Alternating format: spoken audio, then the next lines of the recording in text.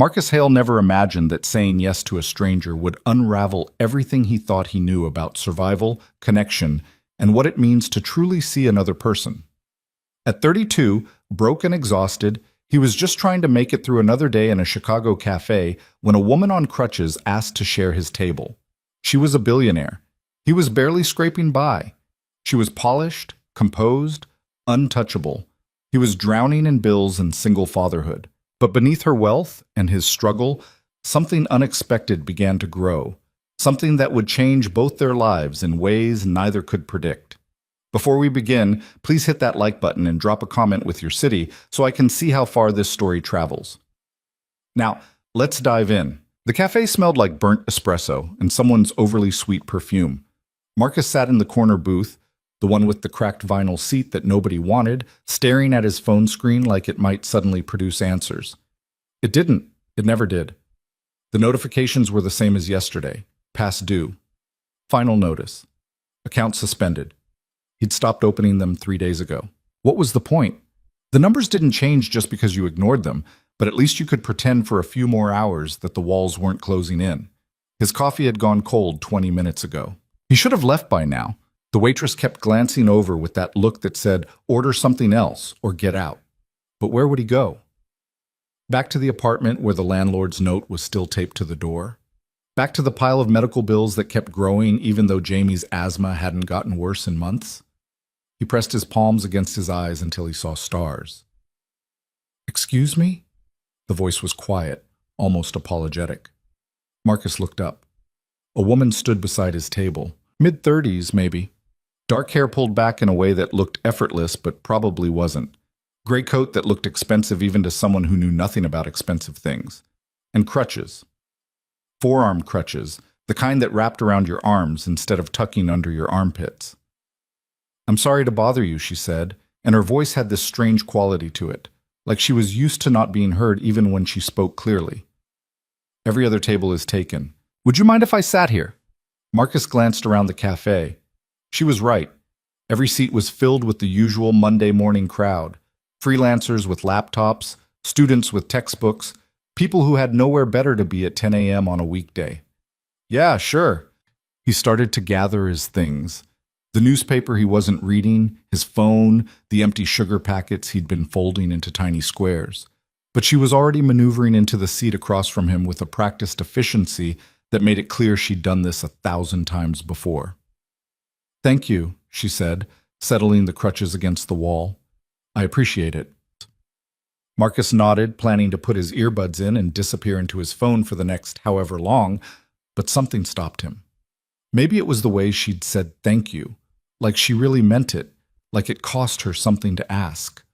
Or maybe it was the way two women at the next table were staring, not even trying to hide it, their voices dropping to whispers. The woman didn't seem to notice, or if she did, she didn't let it show. A waitress appeared almost immediately. What can I get you, ma'am? Just a tea, please. Earl Grey, if you have it. We do. The waitress smiled at her in a way she hadn't smiled at Marcus all morning. Anything else? No, that's all. Thank you. When the waitress left, the woman pulled out a leather notebook, the kind with actual paper, not a tablet, and a pen. She opened it to a page already half filled with handwriting too small for Marcus to read from across the table. He should have looked away, should have minded his own business. But there was something about the way she held that pen, the way her hand moved across the page in smooth, decisive strokes that felt oddly mesmerizing. I can feel you watching. Marcus's face went hot. Sorry, I wasn't. It's fine. She glanced up, and for the first time he really saw her eyes. Dark brown. Tired. But not in the way his were tired. Most people stare, you're just quieter about it. He didn't know what to say to that. I'm Victoria, she said. Marcus. She nodded once, then went back to writing. But something about the exchange felt unfinished, like there was supposed to be more, but neither of them knew what. The tea arrived. Victoria wrapped both hands around the cup like she was cold, even though the cafe was overheated and stuffy. Do you come here often? She asked. It was such a cliché line that Marcus almost laughed, but she said it like she genuinely wanted to know, not like she was trying to pick him up. Most days, he admitted, It's cheaper than paying for heating at home. He regretted it the second it came out of his mouth. You weren't supposed to admit things like that. Not to strangers. Not to anyone, really. But Victoria just nodded, like it made perfect sense. I've been coming here for 2 weeks, she said. Same time every morning. I like that it's loud. Easier to think when there's noise. Yeah? My apartment's too quiet. All I hear is my own thoughts, and they're not great company lately.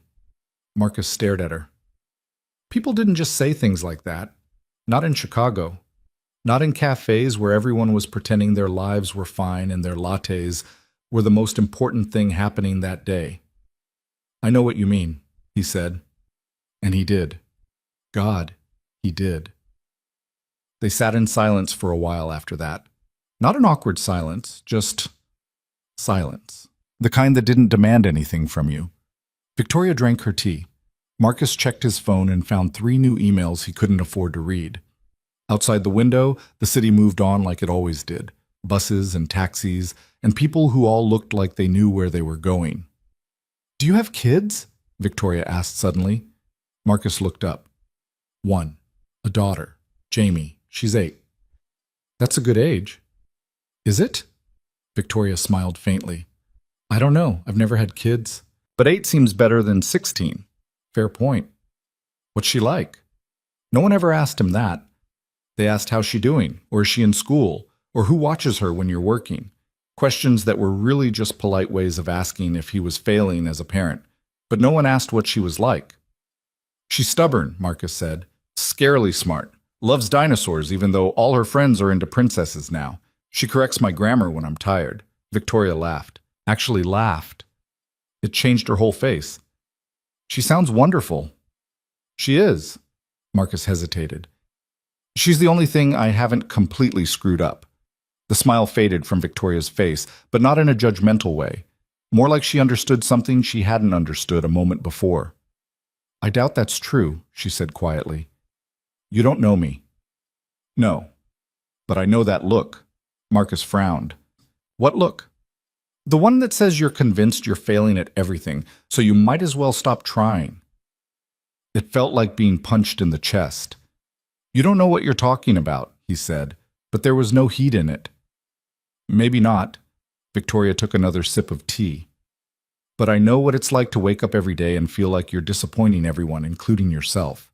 She said it so simply, like it was just a fact, not a confession. Marcus wanted to ask what someone like her, someone who could afford a coat like that, who carried herself like she'd never had to worry about whether the lights would stay on, could possibly have to feel disappointed about.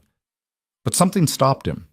Maybe it was the crutches leaning against the wall, or the way her hand shook just slightly when she set down her cup.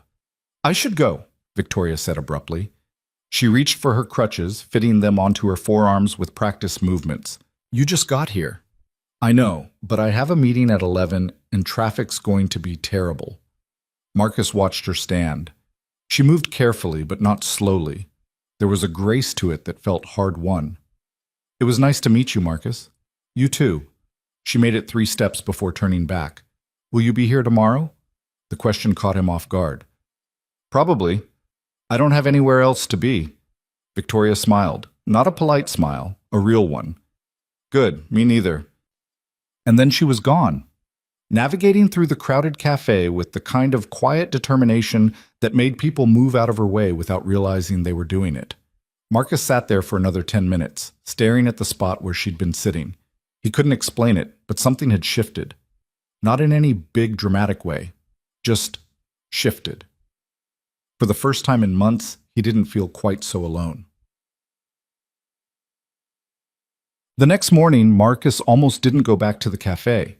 Jamie had woken up wheezing at 3 a.m., and he'd spent the rest of the night sitting on the edge of her bed with the nebulizer running, watching her chest rise and fall, praying it wouldn't get worse. By the time the sun came up, she was breathing easier, and he was exhausted in a way that went deeper than lack of sleep.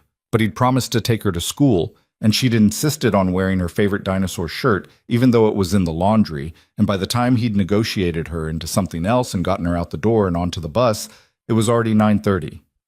The cafe was on the way home, or at least close enough that he could justify the detour. Victoria was already there, Same table, same gray coat, same leather notebook open in front of her. Marcus hesitated in the doorway. He could leave. She probably wouldn't even notice. But even as he thought it, she looked up and saw him. Her expression didn't change, but something in her posture relaxed. He walked over. "Mind if I sit?" he asked, echoing her words from yesterday. "Please." He dropped into the seat across from her, and it felt strangely natural, like he'd been sitting in this exact spot every morning for years instead of just once. "How's your daughter?" Victoria asked. Marcus blinked. "How did you— You said she corrects your grammar. That's not the kind of detail you forget about someone you just met." He didn't know what to do with that, with someone paying that kind of attention. "She's okay. Had a rough night, but she's tough." "Like her dad, I'm guessing." Marcus let out a short laugh. "I'm not tough. I'm just stubborn." "Same thing, usually." The waitress came by and Marcus ordered another coffee he couldn't afford, because leaving after 2 minutes felt weird, and sitting there without ordering anything felt weirder. "What are you writing?" he asked, nodding at the notebook. Victoria glanced down like she'd forgotten it was there. "Notes, ideas, things I need to remember." "For work?" She hesitated. "Not exactly. More like things I want to do someday." "Like a bucket list?" "Something like that?" She said it lightly, but there was weight behind it. Marcus recognized that weight. He carried it around himself most days. "Can I ask you something?" he said. "Sure."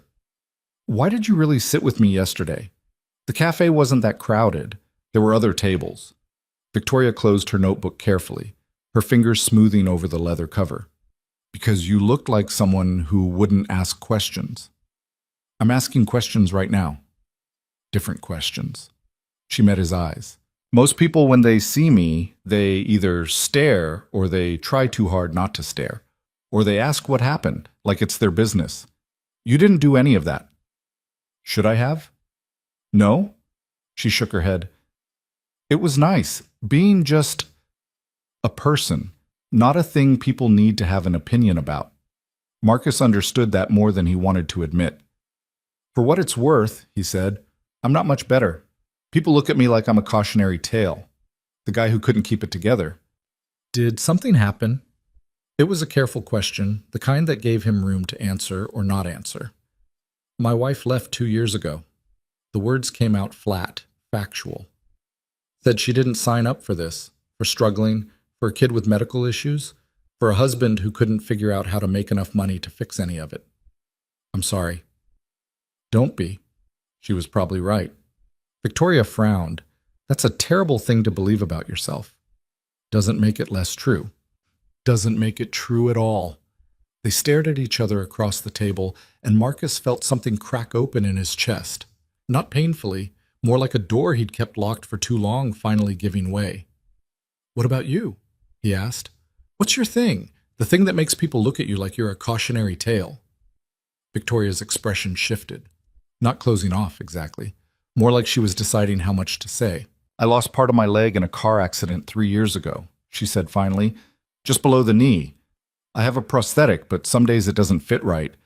Or the pain's too bad, or I just can't deal with it. So I use the crutches." "That must be hard." "It is." She said it simply. "But the hardest part isn't the leg. It's the way people react. Like I'm either tragic or inspirational, and there's no in between. Like I can't just be a woman having a cup of tea in a cafe." Marcus nodded slowly. "People are terrible at just letting other people exist." "Yes?" Victoria smiled faintly. "Exactly that." The coffee arrived. Marcus wrapped his hands around the cup the same way Victoria had with her tea yesterday, letting the heat seep into his palms. "So what's in the notebook?" he asked. "The things you want to do someday?" Victoria hesitated, then opened it again. She didn't turn it around to show him, but she looked at whatever was written there like it mattered. "I want to build something," she said. "A place. A sanctuary, I guess. For people with disabilities, somewhere they can just be. Without stares or pity or people treating them like they're broken." "That's a good dream." "It's an expensive dream." She closed the notebook. "And I don't know if I'm brave enough to actually do it." "Why not?" "Because what if I fail? What if I build it and no one comes, or it doesn't help anyone, or I screw it up the way I've screwed up everything else. Marcus set down his coffee. You said yesterday that you know that look, he said. The one that says you're failing at everything. You were right. I do have that look. But you know what? So do you. Victoria blinked. And maybe we're both wrong, Marcus continued. Maybe we're not failing.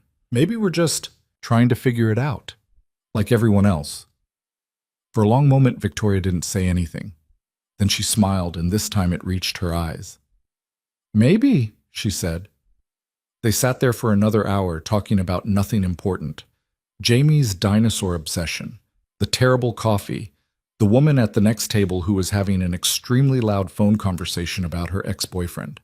The weather, which was gray and miserable, but at least not snowing yet. It was the most normal conversation Marcus had had in months.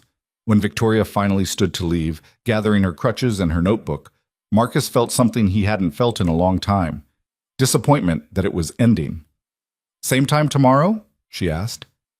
Yeah, Marcus said, same time. And for the first time in 2 years, he actually looked forward to tomorrow. By the end of the week, it had become a routine.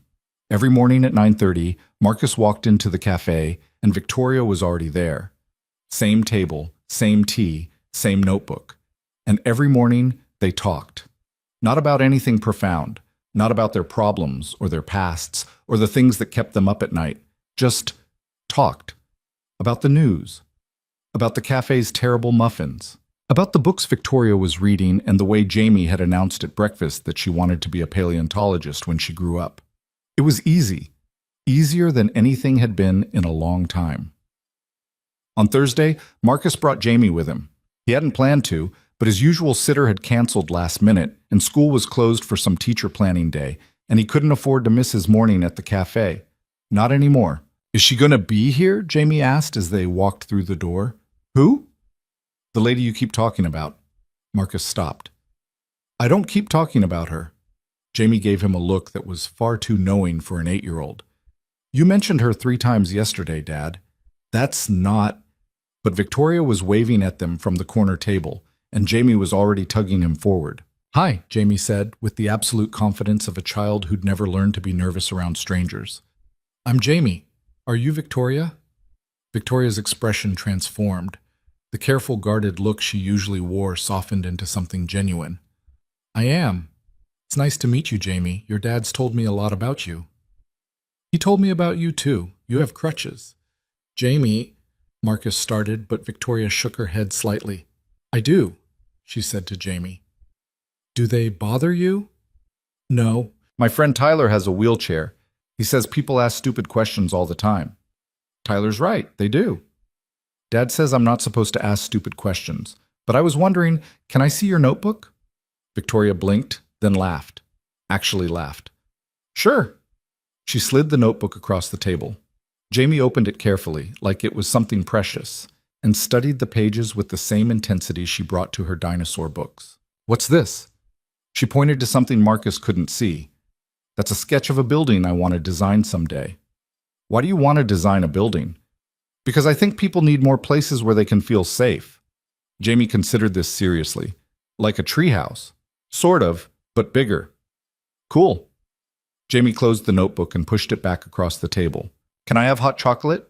Marcus ordered her the hot chocolate, and they spent the next hour in the cafe while Jamie drew dinosaurs on napkins, and Victoria asked her questions about school and fossils and what her favorite dinosaur was, Ankylosaurus, because it had armor.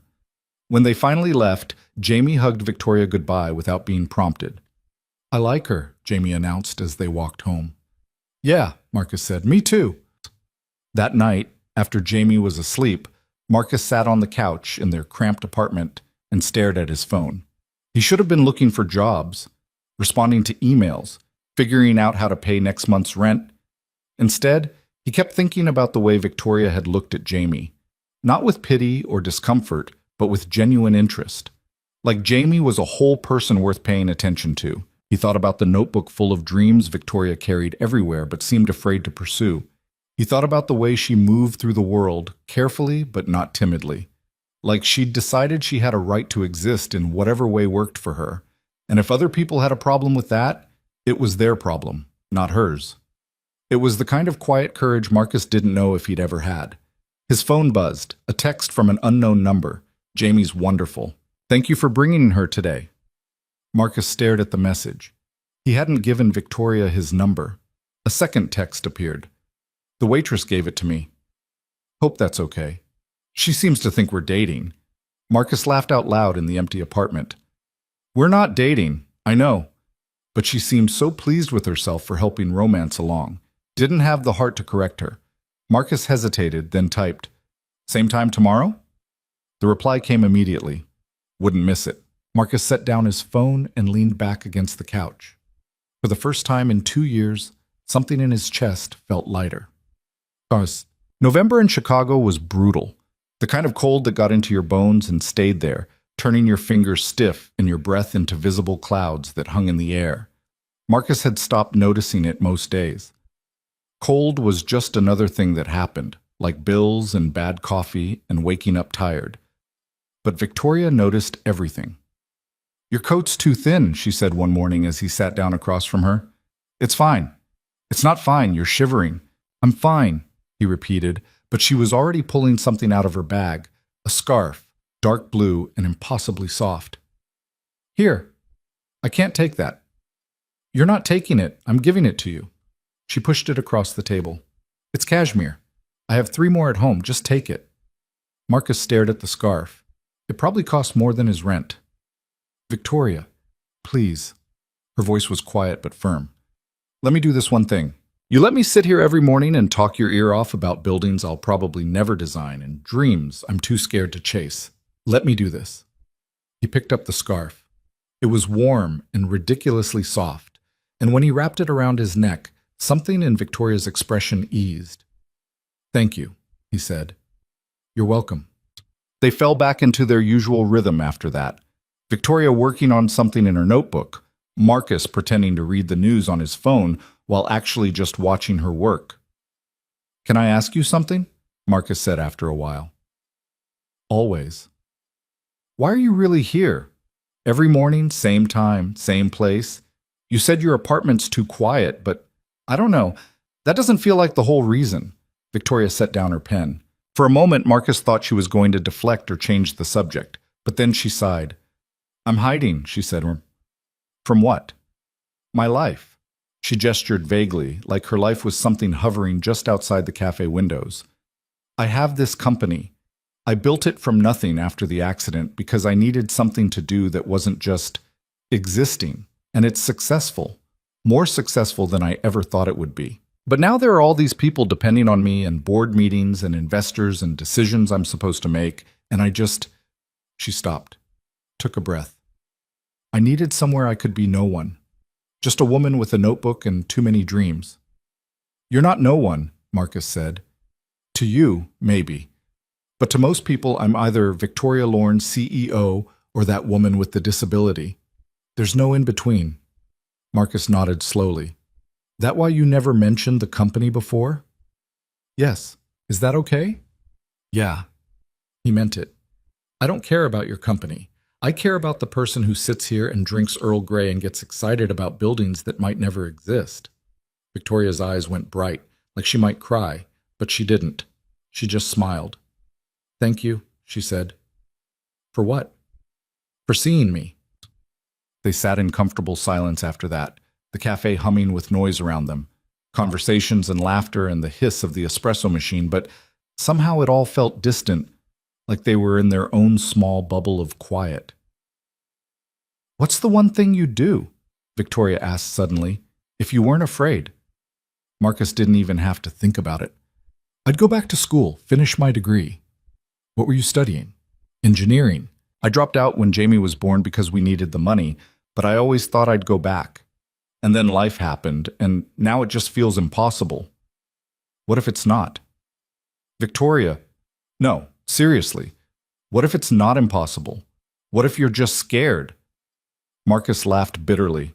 Of course I'm scared. I can barely afford to keep the lights on. How am I supposed to afford tuition? I don't know. But does that mean you give up? It means I'm realistic. Realistic is just another word for too scared to try.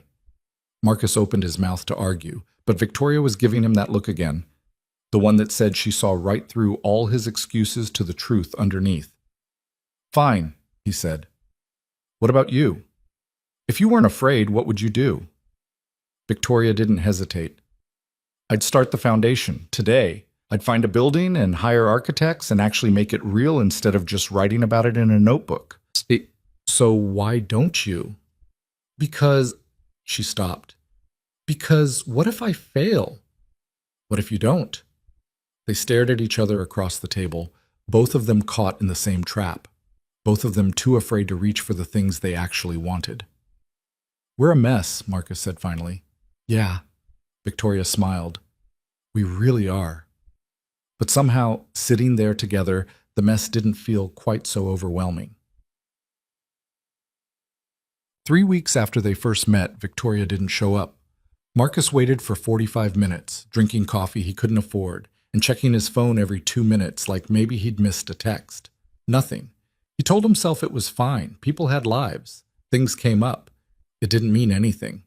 But his chest felt tight anyway. The next day, she wasn't there either, or the day after that. By the 4th day, Marcus was starting to panic in a way that didn't make sense. She didn't owe him anything. They weren't dating. They weren't even really friends, not in any official way. They were just two people who'd gotten used to sitting together in a cafe. But the cafe felt wrong without her, too loud and too empty at the same time. On the 5th day, Marcus broke down and texted her. Everything okay? He stared at his phone for 10 minutes, waiting for the 3 dots that would mean she was typing. They never came. That night, Jamie found him sitting on the couch, staring at nothing. You're sad, she said. I'm fine, kiddo. No, you're not. You have your sad face on. Marcus pulled her onto the couch beside him. She curled into his side, small and warm, and the only good thing in his life. You miss Victoria, Jamie said. It wasn't a question. Yeah. Me too. She was nice.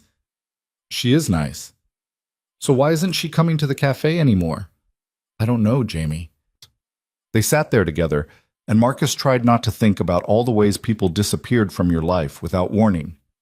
His wife, his parents, friends who'd stopped calling when the going got tough. He'd thought Victoria was different. Maybe he'd been wrong. Us. On the 6th day, Victoria texted back. I'm sorry, something came up. Can you come to this address? She sent a location, an apartment building in a part of Chicago Marcus had never been to, the kind where doormen wore actual uniforms and the lobby probably had chandeliers. Is everything okay? Please just come. Marcus stared at his phone. He should have said no.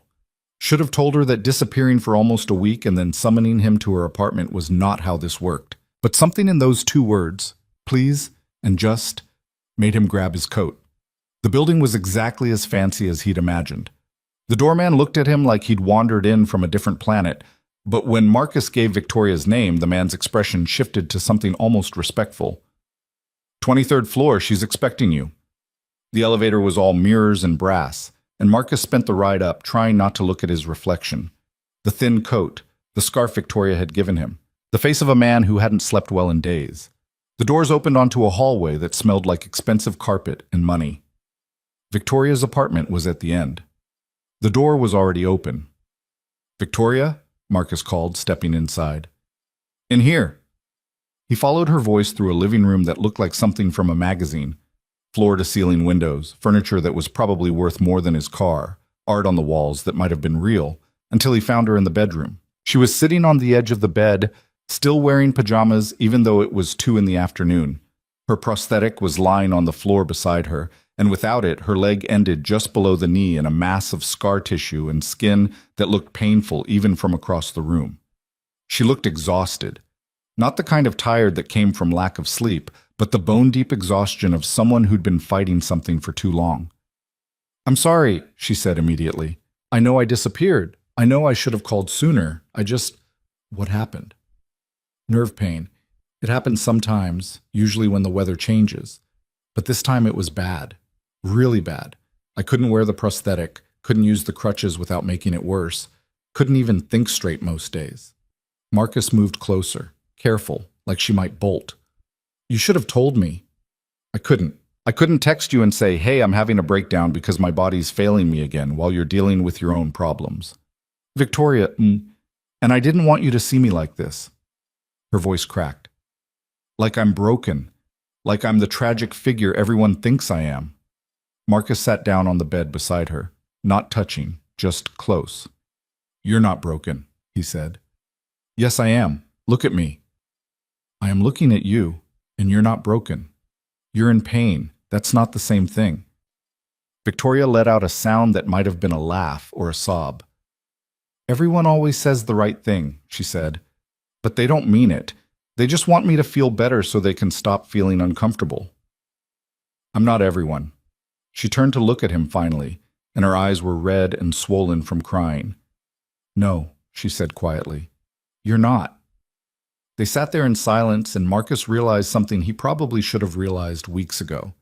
He cared about this woman, not because she was rich or successful or had dreams written in a leather notebook, not even because she'd given him a scarf and talked to Jamie like she mattered. He cared because she was real, because she was messy and scared and convinced she was failing, just like him. Can I stay? Marcus asked. You don't have to. I know. Can I anyway? Victoria's expression did something complicated. Then she nodded. Okay. Marcus stayed until evening, and then he texted his neighbor to check on Jamie and stayed through the night. He didn't do anything dramatic. He just stayed, made tea when Victoria asked for it, sat beside her when the pain got bad and she needed someone there who wasn't trying to fix her.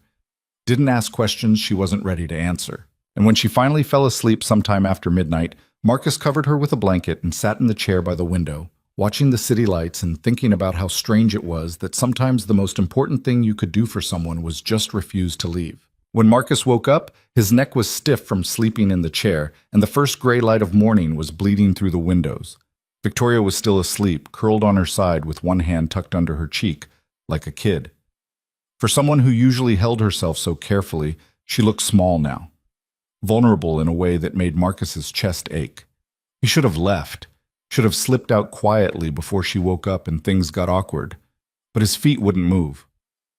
You're still here. Marcus jerked his head toward the bed. Victoria's eyes were open, watching him. I didn't want to leave without saying something, he said. You could have just left. Most people would have. I'm not most people. A faint smile crossed her face. No, you're really not. She sat up slowly, wincing as she moved. Her hair was a mess and there were pillow creases on her cheek, and Marcus thought she'd never looked more real. How's the pain? He asked. Better. Not good, but better.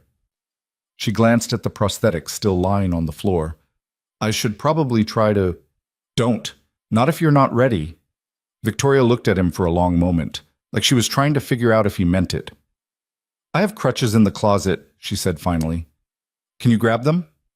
Marcus found them tucked behind a row of coats that probably cost more than everything he owned combined. He brought them to the bed and Victoria fitted them onto her arms with movements that were practiced but slower than usual, like every small motion cost her something. I need coffee, she said.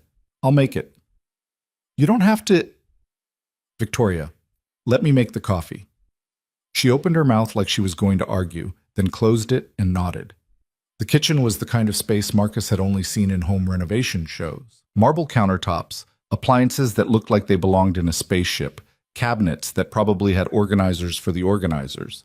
He felt out of place just standing there, but the coffee maker was straightforward enough, and by the time Victoria made her way into the kitchen, he had 2 mugs ready.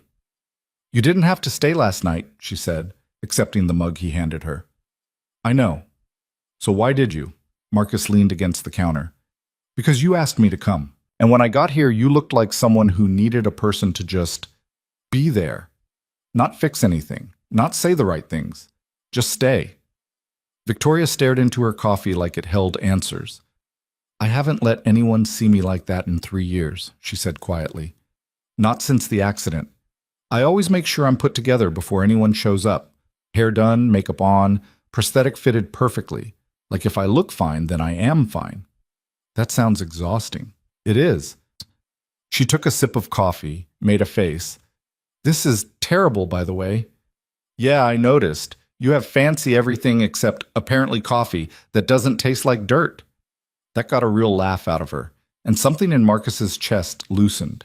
They stood there in the kitchen drinking bad coffee while the city woke up outside the windows, and Marcus realized he'd never felt more comfortable in a space that should have made him feel completely out of place. "I need to tell you something," Victoria said after a while. "Okay. I'm a billionaire." Marcus blinked. "What?" "I know I mentioned the company, but I didn't tell you how big it is, how much it's worth, how much I'm worth." She set down her mug. "Victoria Lorne Technologies, VLT. We design adaptive technology for people with disabilities. Prosthetics, mobility devices, communication tools. It started as something I built for myself, and now we have contracts with hospitals and rehab centers across the country." Marcus just stared at her. "I should have told you sooner," Victoria continued, "but I like that you didn't know, that you just saw me as a person, not as a CEO or a net worth or someone you needed to act differently around." "I don't care how much money you have," Marcus said. "Everyone cares. I don't. I care that you show up at the cafe every morning even though you're in pain half the time. I care that you talk to my daughter like she mattered. I care that you're terrified of your own dreams, but you keep writing them down anyway." He paused. "The money doesn't change any of that." Victoria's eyes went bright again, and this time a few tears actually spilled over. She wiped them away impatiently. "Sorry, I'm a mess lately." "You're allowed to be a mess." "Am I?" She let out a shaky laugh.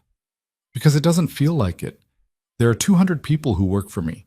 Investors who expect returns. Clients who depend on what we build. I can't afford to be a mess." "Maybe that's the problem." Victoria looked at him sharply. "Maybe you've spent so long trying to be perfect that you've forgotten it's okay to fall apart sometimes," Marcus said. "To need help. To admit when things are hard."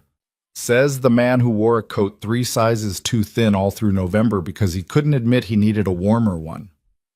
"Fair point." Marcus set down his own mug. "We're both terrible at asking for help." "Yeah, we really are." They stood there in the too fancy kitchen with the bad coffee and the morning light turning everything gold, and Marcus thought about how strange it was that sometimes you found the person who understood you best in the last place you'd ever think to look. "I should go," he said. "Jamie's probably wondering where I am." "Okay." But neither of them moved. "Can I come back?" Marcus asked. "To check on you, I mean. Make sure you're eating something that isn't just coffee." Victoria smiled. "I'd like that." "Good." Marcus made it to the door before Victoria called after him. "Marcus?" He turned. "Thank you for staying, for not making it weird." "Any time," he said, and meant it. The doorman gave him a slightly less suspicious look on the way out, and Marcus walked back through the early morning Chicago streets feeling like something fundamental had shifted, but he couldn't quite name what. His phone buzzed. A text from Victoria. That really was terrible coffee. Marcus smiled despite himself. "I know. We should stick to the cafe. Same time tomorrow? Wouldn't miss it." When Marcus got home, Jamie was eating cereal and watching cartoons in her pajamas. His neighbor, Mrs. Chen, was folding laundry at the kitchen table. "Everything okay?" Mrs. Chen asked. "Yeah, sorry I was gone so long." "No problem. Jamie was an angel." Mrs. Chen stood, gathering her things. "You look better." "Better than what?" "Than you have in weeks. Whatever you were doing, keep doing it." After she left, Jamie climbed onto the couch beside Marcus. "Where were you?" she asked. "At Victoria's. She wasn't feeling well." "Is she okay now?" "She's getting there." Jamie nodded seriously. "Sometimes people need someone to stay with them when they're sad. That's what you always do for me." Marcus pulled her close. "Yeah, kiddo, that's exactly what it is." They spent the rest of the day doing laundry and playing dinosaurs and trying to ignore the stack of bills on the counter. For once, Marcus didn't feel the usual weight of panic pressing down on him. There were still problems, still debts and decisions, and a future that felt uncertain at best. But for the first time in a long time, he also had something else. Hope, maybe. Or at least the beginning of it. The next morning, Victoria was back at the cafe. Same table, same tea, same notebook. But something about her had changed. She looked tired still, but not defeated. More like someone who'd been through a battle and come out the other side. "Hey," Marcus said, sliding into his usual seat. "Hey yourself." They fell into their routine like the week-long gap had never happened. Victoria worked on her sketches. Marcus pretended to read the news. The cafe hummed around them. I made a decision, Victoria said after a while. Yeah? I'm going to do it. The foundation, the sanctuary, whatever you want to call it. She looked up, and her eyes were determined in a way Marcus hadn't seen before. I'm tired of being scared. I'm tired of writing about it instead of building it. That's huge. I know. I'm terrified, but I think that means I have to do it. Marcus grinned. When do you start? I already did. I called my architect this morning. We're meeting next week to look at properties. She paused. I want you to come with me. What? Why? Because you see things clearly. Because you don't have any stake in this, so you'll tell me the truth. Because... She stopped. Because I want you there. Marcus wanted to say yes immediately, but his brain was already calculating the logistics. Time off from the part-time job he'd just started, arrangements for Jamie, the uncomfortable reality of showing up to look at expensive properties when he could barely afford his rent. You're overthinking, Victoria said. I'm being practical. You're being scared. Maybe both. Victoria closed her notebook and leaned forward. I get it. This is weird. We're weird. I'm a billionaire asking a guy I met in a cafe a month ago to help me make the biggest decision of my life. That's insane. Kind of, yeah. But I trust you, Marcus. I trust your judgment. And I think...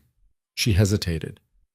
I think you need this too. Need something to care about besides just surviving. She wasn't wrong. Marcus had spent 2 years in survival mode, and somewhere along the way he'd forgotten what it felt like to actually want something. Okay, he said.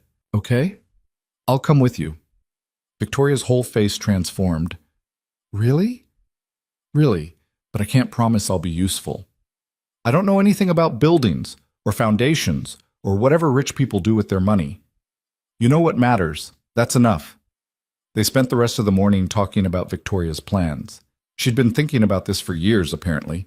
Had notebooks full of ideas and sketches and research. She wanted a space that felt welcoming instead of institutional, that had gardens and natural light and rooms where people could just exist without anyone asking what was wrong with them. It's going to be expensive, Victoria said, not just to build, but to run. I'll need to set up an endowment, hire staff, figure out accessibility features that actually work instead of just checking boxes. Sounds like you've thought this through. I've done nothing but think about it for 3 years. Now, I just need to actually do it. Marcus watched her talk, hands moving as she described her vision, eyes bright with something that looked like joy. And he realized something that should have scared him, but somehow didn't. He was falling for her. Not in some dramatic movie moment way, just quietly, steadily, like water wearing down stone. Falling for the way she chewed her pen when she was thinking. The way she always ordered Earl Grey even though the cafe's version was mediocre at best. The way she looked at Jamie like children were actual people worth listening to. The way she was terrified and brave at the same time. What? Victoria asked, catching him staring. Nothing, just thinking. About? About how I'm glad you sat at my table that day. Victoria's expression softened. Me too. The moment stretched between them, fragile and important, and Marcus knew they were standing on the edge of something that could change everything. Then Victoria's phone rang. She glanced at the screen and her whole posture changed, went tight and professional. I have to take this, she said. Work thing. She stepped outside and Marcus watched through the window as she paced back and forth, phone pressed to her ear, her free hand gesturing sharply. Even from inside he could see the shift. The cafe Victoria disappearing, and the CEO Victoria taking over. When she came back in, she looked exhausted again. Everything okay? Marcus asked. Problem at the office. I need to go deal with it. Do you want... No, it's fine. I just... She gathered her things quickly. I'll text you about the property viewing. Next Tuesday, probably. Okay. She was already halfway to the door when she turned back. I'm sorry, I know this is... Victoria... It's fine. Go do your job. She nodded, but she didn't look convinced. Then she was gone, and Marcus was alone at the table with 2 half-finished cups of coffee and the feeling that something had just cracked in the careful bubble they'd built. His phone buzzed an hour later. I'm sorry about this morning. Work's been crazy. Don't apologize. I get it. Do you? Because sometimes I feel like I'm living two completely different lives, and I don't know how to make them fit together. Marcus stared at his phone. He could feel her pulling away, getting scared, retreating back into the version of herself that didn't let anyone see the mess. You don't have to make them fit together. You just have to be honest about both of them. The three dots appeared, disappeared, appeared again. Finally, I don't know how to do that. Neither do I. But maybe we can figure it out. There was a long pause. Then, same time tomorrow? Always. But the next day, Victoria didn't show up. Or the day after that. Marcus told himself it was fine. She was busy. Important people had important things to do. But his chest felt tight anyway, and the cafe felt wrong again, and he hated how much he'd let himself depend on those morning hours. On the third day, she finally texted, "I'm sorry. I know I keep disappearing. Work's imploding, and I'm barely holding it together. What's going on? Board meeting disaster. Investors pulling out. Problems with a product launch. The usual corporate nightmare. Sounds terrible." It is. And the worst part is I can't even focus on it because all I want to do is work on the foundation plans, but everyone's telling me now's not the time, that I need to focus on the company first. Marcus read the message 3 times, hearing the exhaustion and frustration bleeding through. What do you want to do? I don't know anymore. Yes, you do. The 3 dots appeared and disappeared for a full minute. Then, can I call you? Yeah. His phone rang immediately. Hey, Victoria said, and her voice sounded rough, like she'd been crying or not sleeping, or both. You sound terrible. Thanks. That's exactly what every woman wants to hear. I mean, you sound like you need sleep and possibly food and definitely a break from whatever's happening. I can't take a break. If I step away now, everything falls apart. Maybe it needs to fall apart. Silence on the other end. What? Victoria asked finally. Maybe you're holding on so tight to this perfect image of yourself. The successful CEO who never struggles, the woman who has everything figured out, that you're not letting yourself actually live. Maybe it's okay to let some things fall apart so you can build the things that actually matter. That's easy for you to say. You're not responsible for 200 jobs. You're right, I'm not. But I'm responsible for one 8-year-old who needs me to be present. And I spent 2 years drowning in survival mode before I realized that maybe I needed to ask for help. Maybe I needed to admit I couldn't do everything perfectly. He could hear Victoria breathing on the other end of the line. I'm scared, she said finally. Of what? That if I step back from the company to focus on the foundation, everyone will see that I'm not actually capable of doing both. That I'm failing. You're not failing. You're human. There's a difference. Is there? Yeah, there really is. Victoria let out a long breath. I don't know how to do this. How to be the CEO and the woman who wants to build something meaningful, and the person who just wants to sit in a cafe drinking tea with someone who doesn't expect anything from me. Maybe you don't have to figure it all out at once. Maybe you just take the next step. What's the next step? Come back to the cafe tomorrow morning, same time. We'll drink bad coffee and you can show me more of your sketches and we'll figure out the rest as we go. Just like that? Just like that. There was a pause, and then Victoria laughed. It sounded wet, like she was crying and laughing at the same time. Okay, she said. Okay, I'll be there. Good. Marcus? Yeah? Thank you for not giving up on me when I keep disappearing. I'm not going anywhere, Victoria. You're stuck with me. He meant it as a joke, but it came out serious, and the silence that followed felt heavy with things neither of them were ready to say out loud. Same time tomorrow, Victoria said finally. I'll be there. The next morning, Victoria showed up at the cafe looking like she'd been through a war. Dark circles under her eyes, hair pulled back in a messy knot, wearing jeans instead of her usual elegant clothes. But she was smiling, and that counted for something. I quit, she said, dropping into her seat. Marcus's coffee cup froze halfway to his mouth. What? Not the company, just I stepped down as CEO, promoted my COO to take over day-to-day operations. I'm staying on the board, keeping my stake, but I'm done trying to run everything. Victoria, Don't tell me I'm being impulsive or that I'll regret it. I've spent 3 days thinking about nothing else, and this is the right choice. I can't build the foundation while trying to run a company. Something had to give. Marcus set down his coffee. How do you feel? Terrified, relieved, like I just jumped off a cliff and I'm not sure if I'm flying or falling.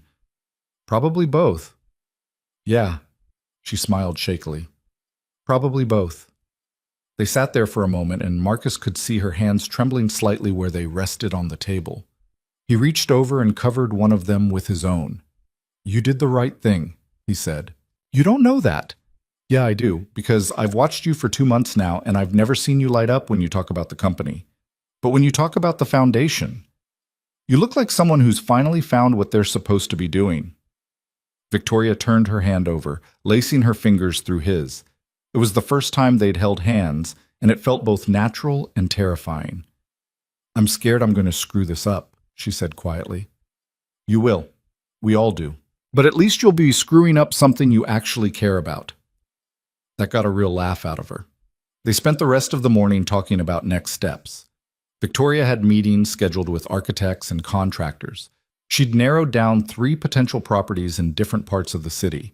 She wanted Marcus to see all of them, give his honest opinion, help her figure out which one felt right. What do I know about buildings? Marcus protested. You know what it feels like to need a place where you belong. That's more valuable than any architectural degree. She said it simply, like it was obvious, and Marcus felt something crack open in his chest. Okay, he said. When do we start? Tuesday. First viewing's at 10. Can you make it? Marcus thought about his schedule, the part-time delivery job he'd picked up, the constant juggling of Jamie's school and his bills and the 1,000 small emergencies that made up his life. I'll make it work, he said. Victoria squeezed his hand. Thank you. They stayed at the cafe until noon, longer than usual, neither of them wanting to leave the small bubble they'd created. But eventually the real world intruded, Victoria's phone buzzing with messages from her board, Marcus's reminder that he needed to pick up Jamie from school. Same time tomorrow? Victoria asked as they stood to leave. Always. Outside the cafe, they stood awkwardly on the sidewalk. Usually this was where they said goodbye, headed off in different directions to their separate lives. But today felt different, like something had shifted and neither of them knew quite what to do about it. I should go, Victoria said. Yeah, but she didn't move, and neither did Marcus. This is weird, Victoria said finally. What is? This. Us. Whatever this is becoming. Marcus's heart was hammering. Does it have to be weird? I don't know. I've never... She stopped.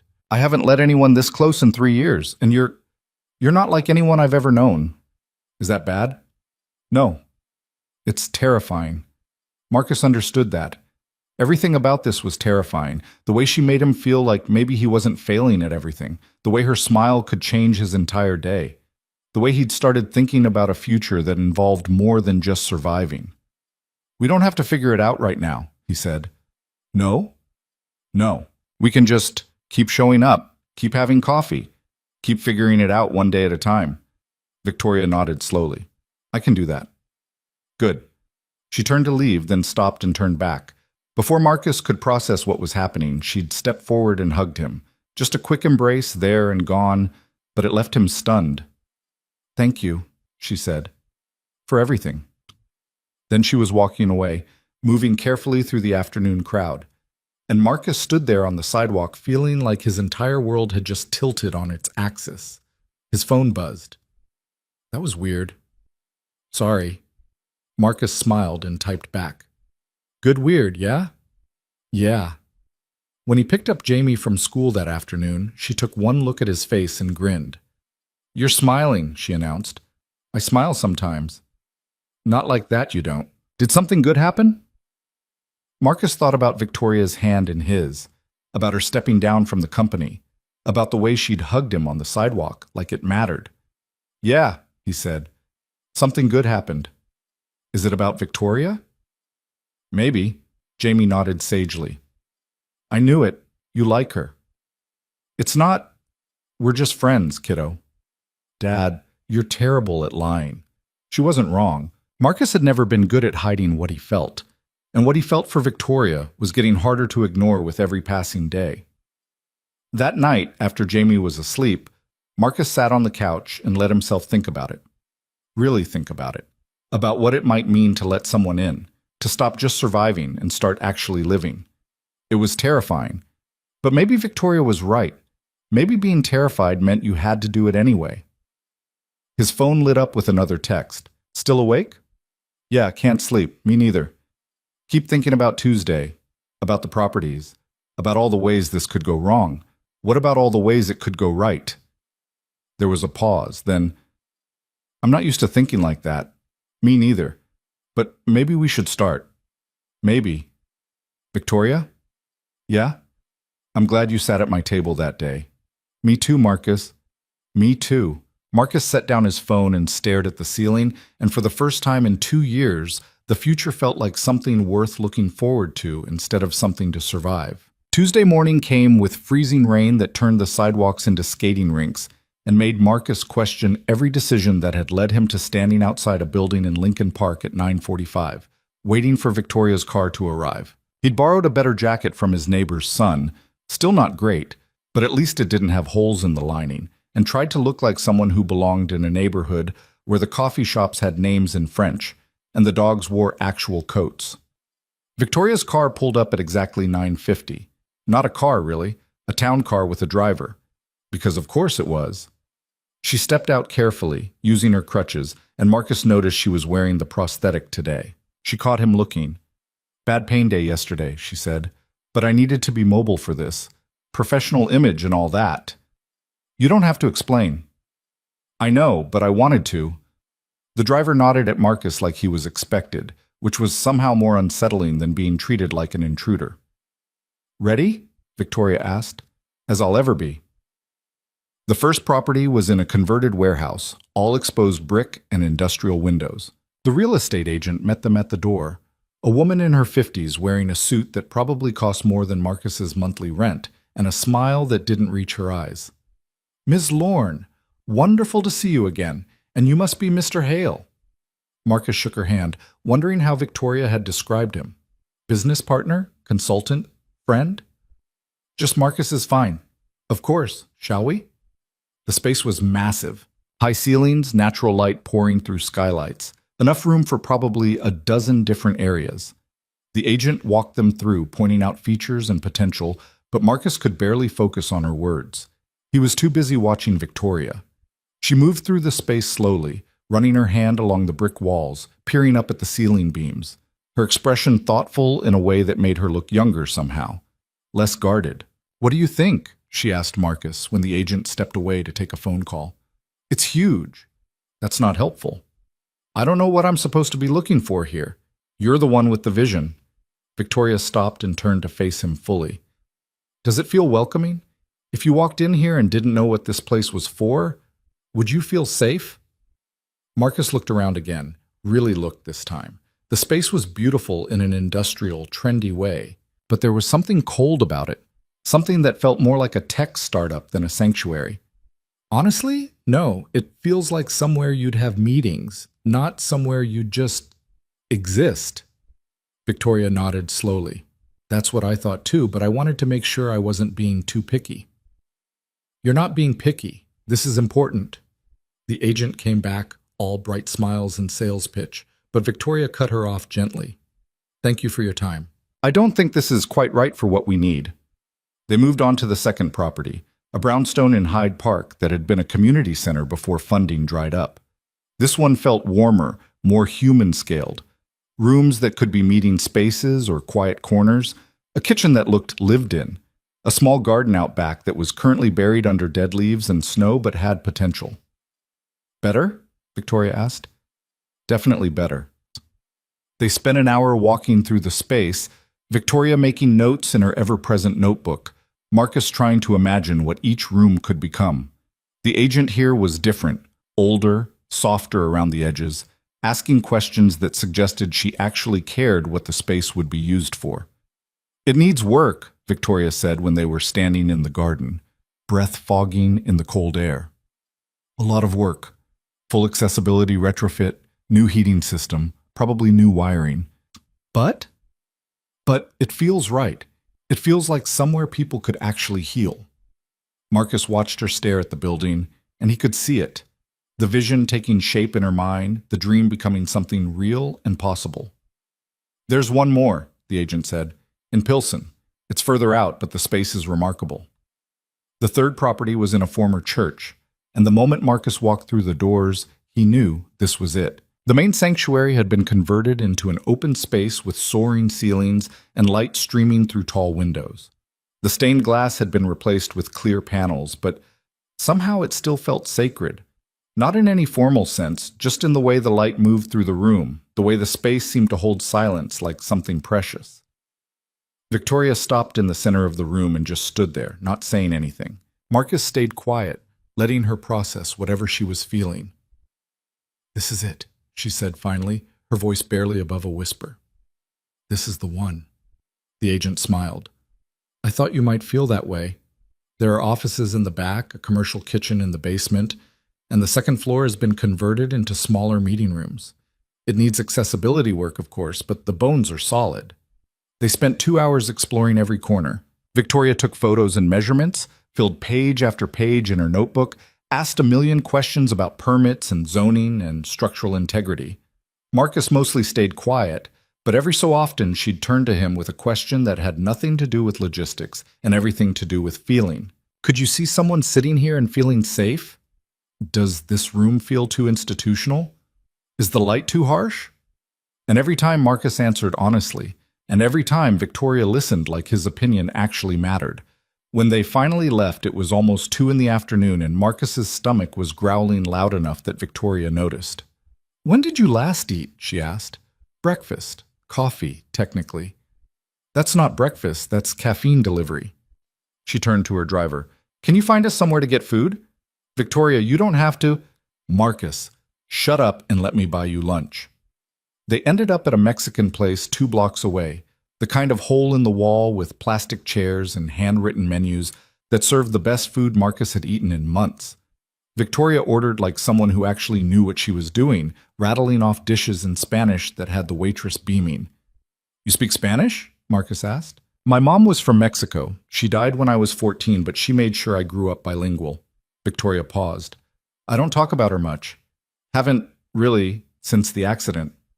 "Why not?" "Because she was the kind of person who lived fearlessly, who took risks and didn't apologize for wanting things. And after I lost my leg, I spent 3 years being the opposite of that. Playing it safe. Building a company because it was logical, not because it made me happy." She looked up at Marcus. "Being around you reminds me of her, the way you just say what you're thinking, the way you don't pretend things are fine when they're not." Marcus didn't know what to say to that. Didn't know how to explain that half the time he felt like he was drowning, and the only thing keeping him afloat was stubbornness and spite.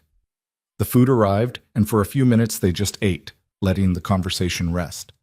"I'm going to make an offer on the church," Victoria said finally. "Tomorrow. I want to move fast before I lose my nerve." "You're not going to lose your nerve." "How do you know?" "Because you've already made the hard choice. You stepped down from the company. Everything after that is just details." Victoria smiled around a mouthful of taco. "Just details." "Right. Like finding architects and contractors and staff and funding. You'll figure it out." "We'll figure it out." Marcus looked at her. "We? I want you involved in this. Not just as moral support, but actually involved. Helping make decisions, working with the design team, being part of making this real."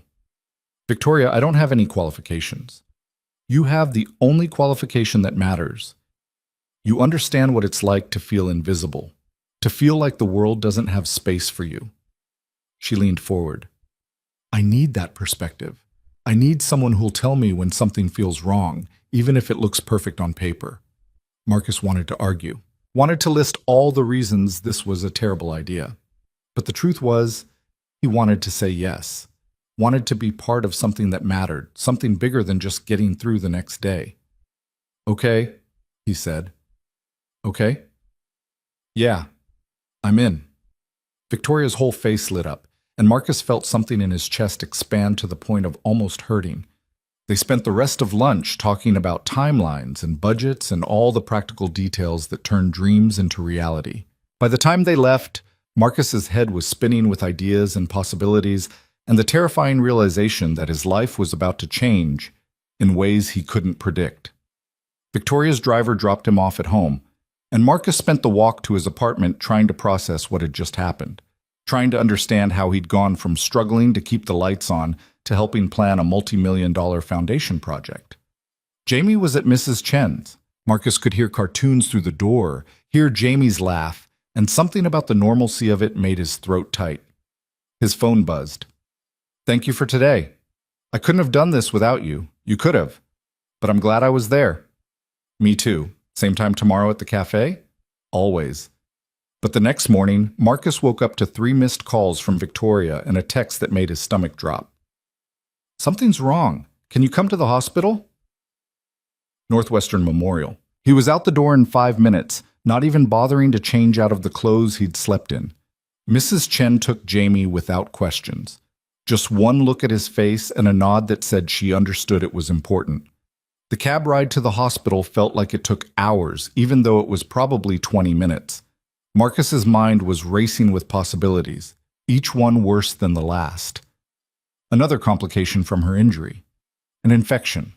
Something terrible and unfixable. He found her in the emergency department waiting room, sitting in a wheelchair because apparently the hospital had insisted, looking small and scared and nothing like the composed woman he was used to seeing. "What happened?" he asked, dropping into the chair beside her. "Nerve pain. Worse than before. I woke up and couldn't move without feeling like my leg was on fire, except I don't have a leg, so it doesn't even make sense." Her words were coming out fast, panicked. "They gave me something for the pain, but it's not helping, and they want to admit me for observation, and I couldn't be alone. I'm sorry. I shouldn't have called you." "Hey, stop." Marcus took her hand. "You did the right thing. I'm glad you called." "You barely know me." "That's not true." Victoria laughed, but it came out more like a sob. "This is what my life is. Random pain that makes no sense. Days where I can't function, people looking at me like I'm broken." She wiped at her eyes angrily. "And now I'm crying in a hospital waiting room. This is pathetic." "It's not pathetic, it's human. Same thing lately." A nurse called her name and Victoria stiffened. "Do you want me to come with you?" Marcus asked. "You don't have to." "Do you want me to?" Victoria nodded, not trusting her voice. They moved to an exam room that smelled like antiseptic and fear. A doctor came in, young and professional and completely detached, asking questions about pain levels and medication and medical history like he was reading from a script. Marcus watched Victoria answer, her voice going flat and clinical, all the emotion draining out of her face. "We'll keep you overnight for observation," the doctor said. "Make sure the pain management is working. You should be able to go home tomorrow." After he left, Victoria just sat on the exam table staring at nothing. "I'm supposed to make an offer on the church today," she said. "I can handle that. Give me your agent's number." "Marcus." "I'll call her, explain the situation, make sure the offer goes through. You focus on getting better." "You can't just—" "Yes, I can. What else do I need to know? Is there a specific number you want to offer?" Victoria gave him the details, her voice mechanical, like she was somewhere else entirely. When she finished, she looked at him with something that might have been gratitude or might have been grief. "Why are you doing this?" she asked. "Because you do it for me." "You don't know that." "Yeah, I do." They moved her to a room an hour later, a private one because apparently Victoria's insurance or status or whatever got her special treatment. Marcus helped her get settled, which mostly meant standing there uselessly while nurses did their jobs. "You should go," Victoria said once they were alone. "You have Jamie to worry about." "Mrs. Chen has Jamie. I'm staying." "For how long?" "However long you need me to." Victoria's eyes filled with tears again. "I hate this. I hate feeling weak. I hate that my body just randomly decides to betray me. I hate that I can't even plan my own life because I never know when this is going to happen." Marcus pulled a chair close to the bed and sat down. "You're not weak," he said. "You're in pain. There's a difference." "Everyone always says that." "Do they mean it?" Victoria was quiet for a moment. "No. Usually they're just uncomfortable and want me to stop making them feel bad." "I'm not uncomfortable, and you're not making me feel bad. You're just a person dealing with something hard, and I'm a person who wants to help if you'll let me." She reached out and took his hand, holding on like he was the only solid thing in a world that wouldn't stop spinning. They sat like that for a long time, not talking, just existing in the same space while machines beeped and nurses came and went and the hospital went on with its business of taking care of broken things. Marcus called Victoria's real estate agent from the hallway, explained the situation, and confirmed that the offer on the church would go through as planned. He texted Mrs. Chen to let her know he'd be late. He bought terrible hospital coffee from a vending machine and brought it back to Victoria's room even though she made a face at it. "This is even worse than the cafe," she said. "I know, drink it anyway." She did, making exaggerated, disgusted faces that made Marcus laugh despite the circumstances. "Tell me something," Victoria said after a while. "Something good. I need to think about something other than this." "Like what?" "Anything. Tell me about Jamie. Tell me about your day. Tell me about the best meal you ever had or the worst date you've ever been on. Just talk to me." So Marcus talked. He told her about the time Jamie had gotten stuck in a cardboard box because she was pretending to be a dinosaur egg, about the job he'd had in college, cleaning offices at night, where he'd discovered that rich people's trash was somehow sadder than regular trash, about his mom's pot roast that had been terrible, but he'd eaten it anyway because she'd tried so hard. Victoria listened, and slowly the tight, scared look on her face eased into something softer. "Your turn," Marcus said. "Tell me something." "Like what?" "I don't know. What did you want to be when you were a kid?" Victoria smiled faintly. "An astronaut. I was obsessed with space, had posters of nebulas all over my room, made my parents take me to the planetarium every month, read every book about astronauts I could find." "What happened?" "I got older and realized I'm terrible at math, and then the accident happened and I figured being disabled probably disqualified me from space travel." She paused. "But sometimes I still look up at the stars and think about what it would be like to be up there, away from all this." "We could go sometime." "Go where?" "To a planetarium, or just somewhere dark enough to actually see stars. Chicago's terrible for that, but we could drive out somewhere." Victoria looked at him like he'd suggested something impossible instead of just a road trip. "You'd do that?" she asked. "Yeah, why not?" "Because most people say things like that and don't mean them." "I mean it." She squeezed his hand. "Okay, when I'm out of here, we'll go see the stars." "Deal." A nurse came in to check Victoria's vitals and give her more medication. Marcus stepped out into the hallway to give them privacy, and that's when he checked his phone and saw 4 missed calls from the school. His heart stopped. He called back immediately. The vice principal answered. "Mr. Hale, we've been trying to reach you. Jamie had an asthma attack during gym class. We administered her rescue inhaler and she's stable now, but we think you should come pick her up." Marcus was already moving toward the elevator. "I'll be there in 20 minutes." He went back to Victoria's room, and she took one look at his face and knew. "What's wrong?" "Jamie, I have to go." "Is she okay?" "Yeah, she's fine. Just, I need to get her." "Go. Of course, I'm fine here." Marcus hesitated at the door. "I'm sorry." "Don't be. She needs you. Go." He made it to the school in 15 minutes, probably breaking several traffic laws in the process. Jamie was sitting in the nurse's office looking small and tired, her inhaler clutched in one hand. "Hey, kiddo," Marcus said, kneeling in front of her.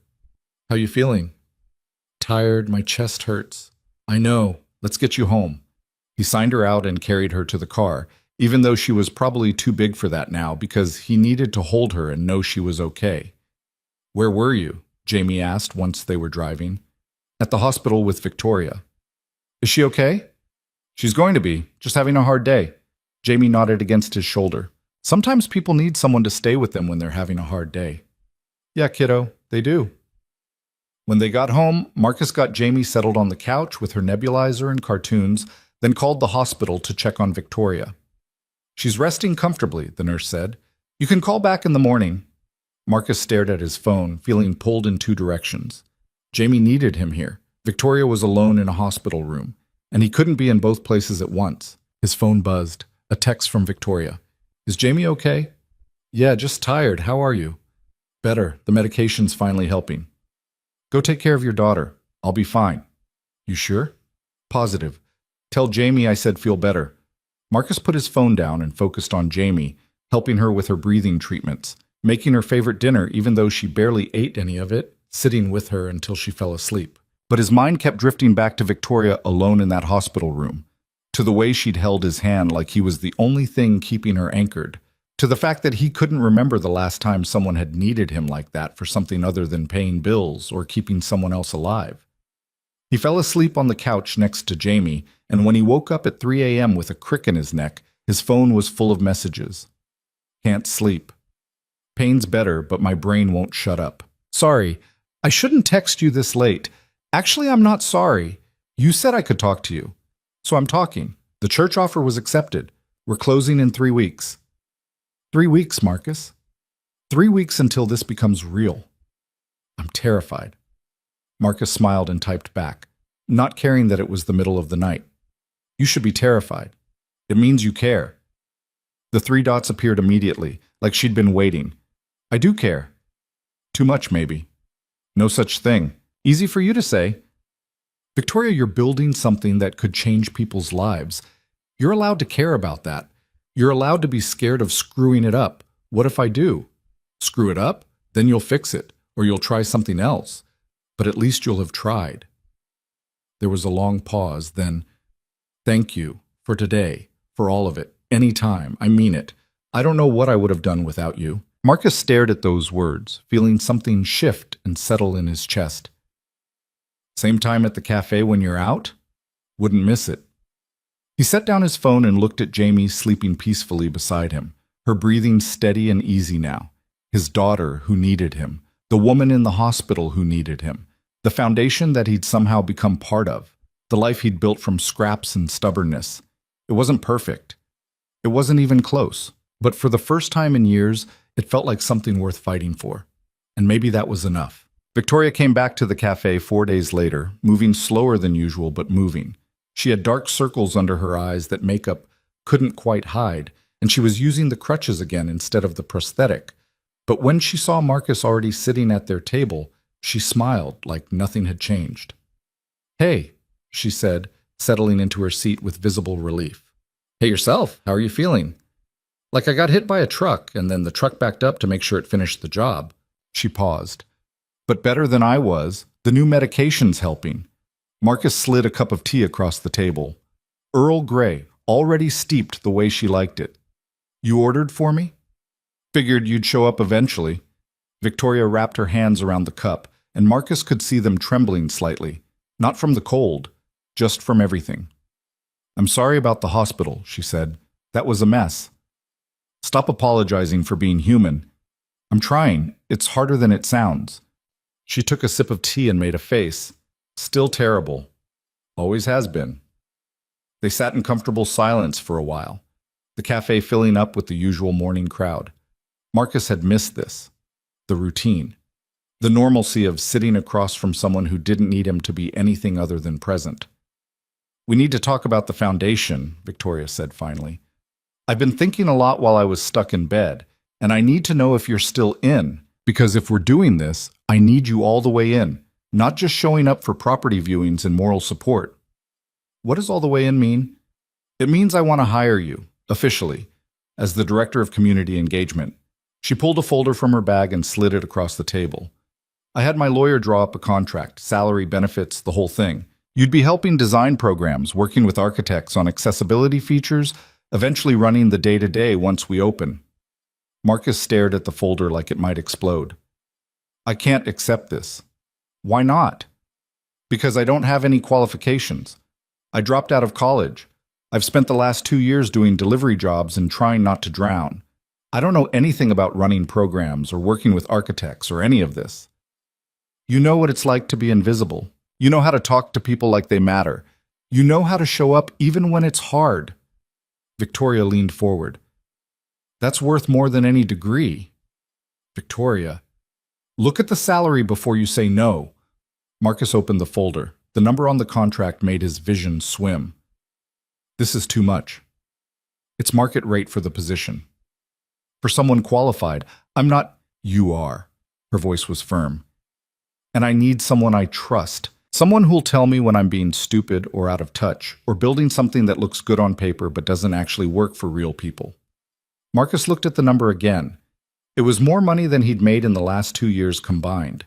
It was health insurance for Jamie. It was paying off medical bills. It was maybe, finally, breathing. "What if I screw it up?" he asked.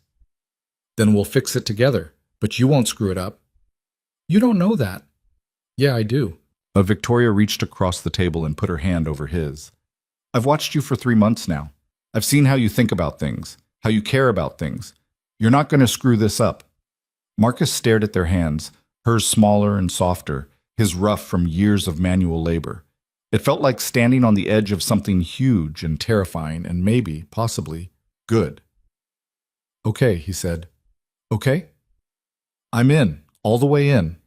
Victoria's whole face transformed. She looked younger suddenly, lighter, like someone had lifted a weight she'd been carrying alone for too long.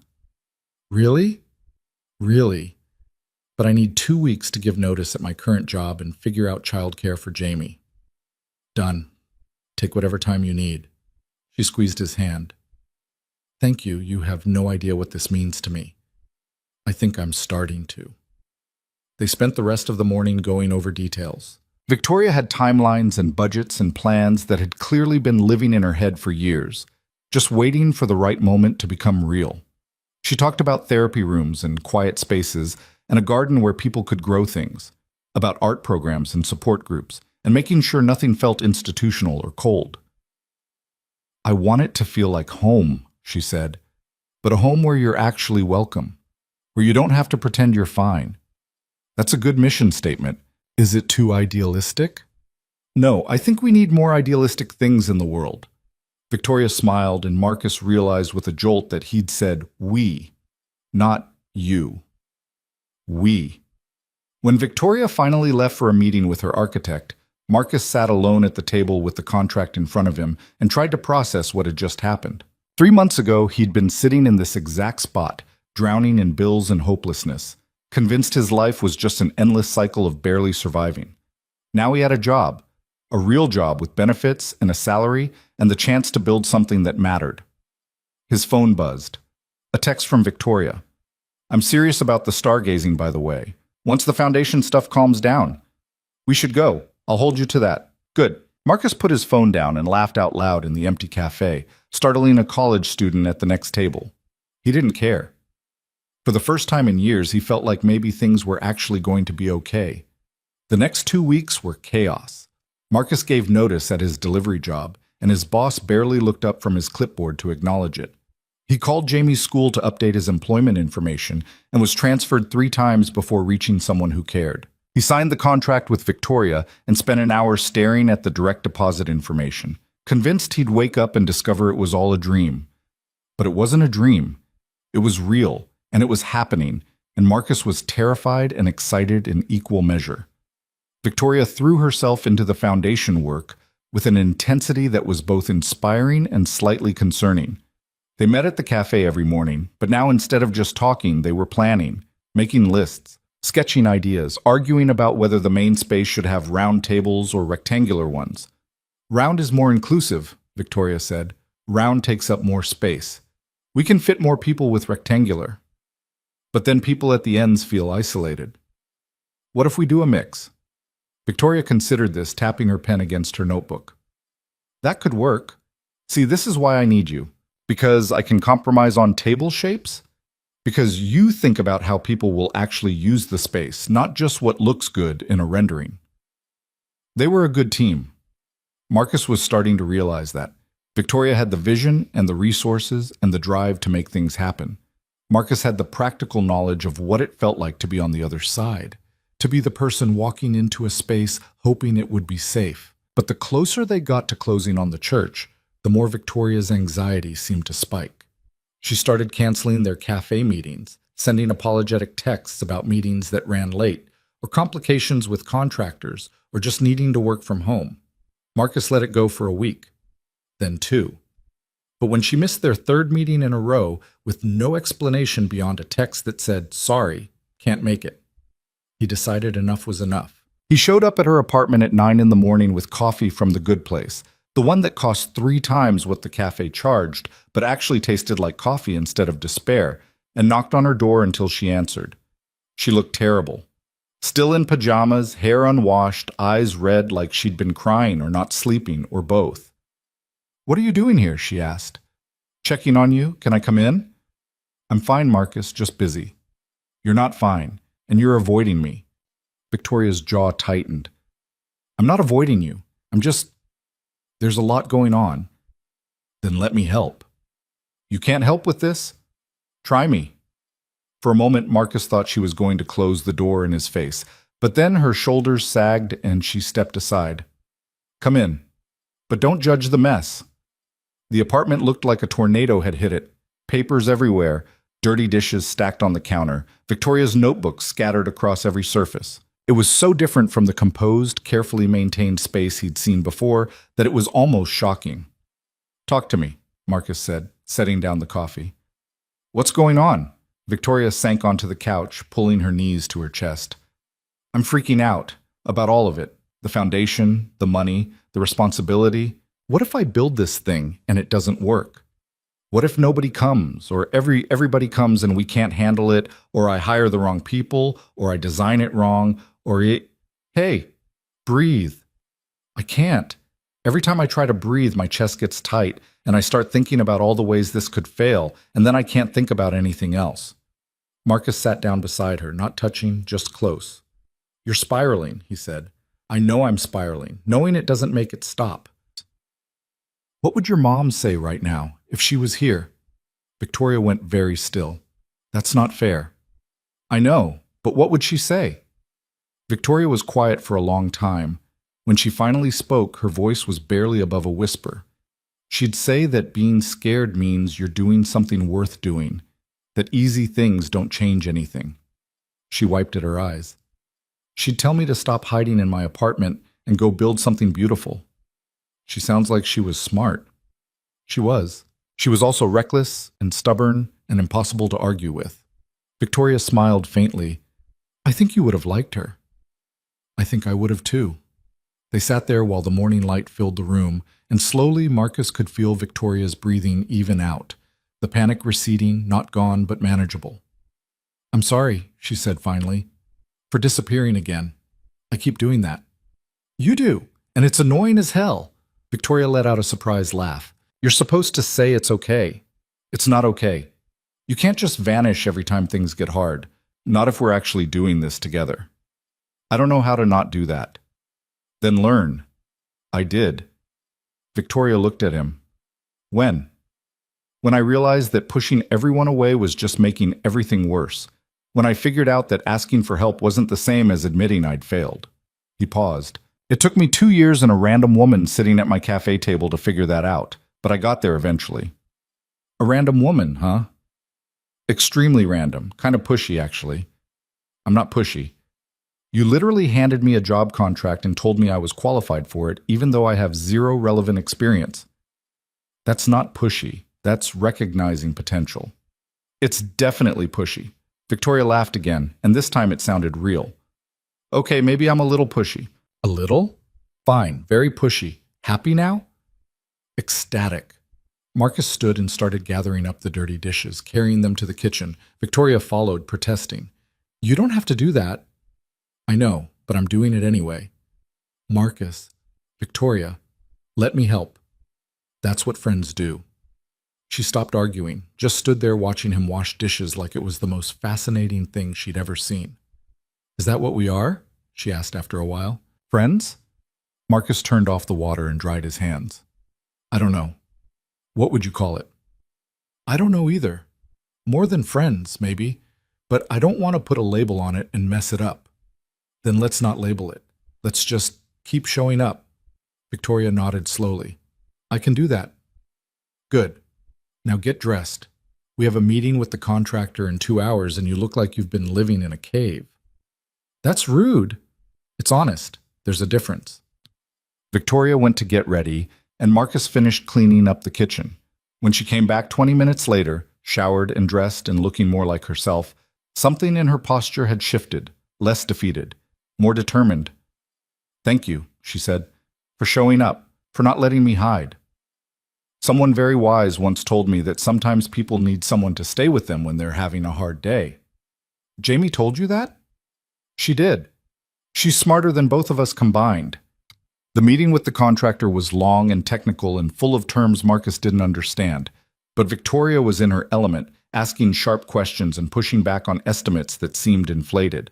Marcus mostly watched and learned, occasionally pointing out things from a user perspective that the contractor hadn't considered. The ramp needs to be wider, Marcus said at one point. If someone's using a wheelchair and someone else is walking, they should be able to pass each other comfortably. The contractor frowned. That'll add to the cost. Then add to the cost, Victoria said. Marcus is right. We're building this for people, not just to meet code minimums. After the meeting, they walked through the church one more time. It was still empty, still needed a massive amount of work, but Marcus could see it now. The vision Victoria had been carrying in her head for so long. The quiet spaces and the gathering areas in the garden that would bloom in the spring. It's going to be beautiful, he said. You think? I know. Victoria stopped in the center of what would become the main room and just stood there, taking it all in. I'm still terrified, she admitted. Good. Means you care. You keep saying that, because it keeps being true. They stood there together in the empty space, and Marcus felt something settle in his chest. This was real. They were actually doing this, building something that mattered, something that could change lives. His phone rang. Jamie's school. Again.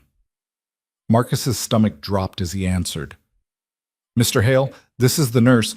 Jamie's having trouble breathing. Her inhaler isn't helping as much as it should. We think you should come get her and maybe consider taking her to the doctor. Marcus was already moving toward the door. I'll be there in 15 minutes. He hung up and turned to Victoria. I have to go. Jamie, go. I'll handle the rest here. Marcus hesitated. We were supposed to meet the architect at 3, and I can handle that alone. Your daughter needs you. That comes first. Victoria, Marcus, go. I've got this. He went, practically running to his car, his mind racing with worst-case scenarios.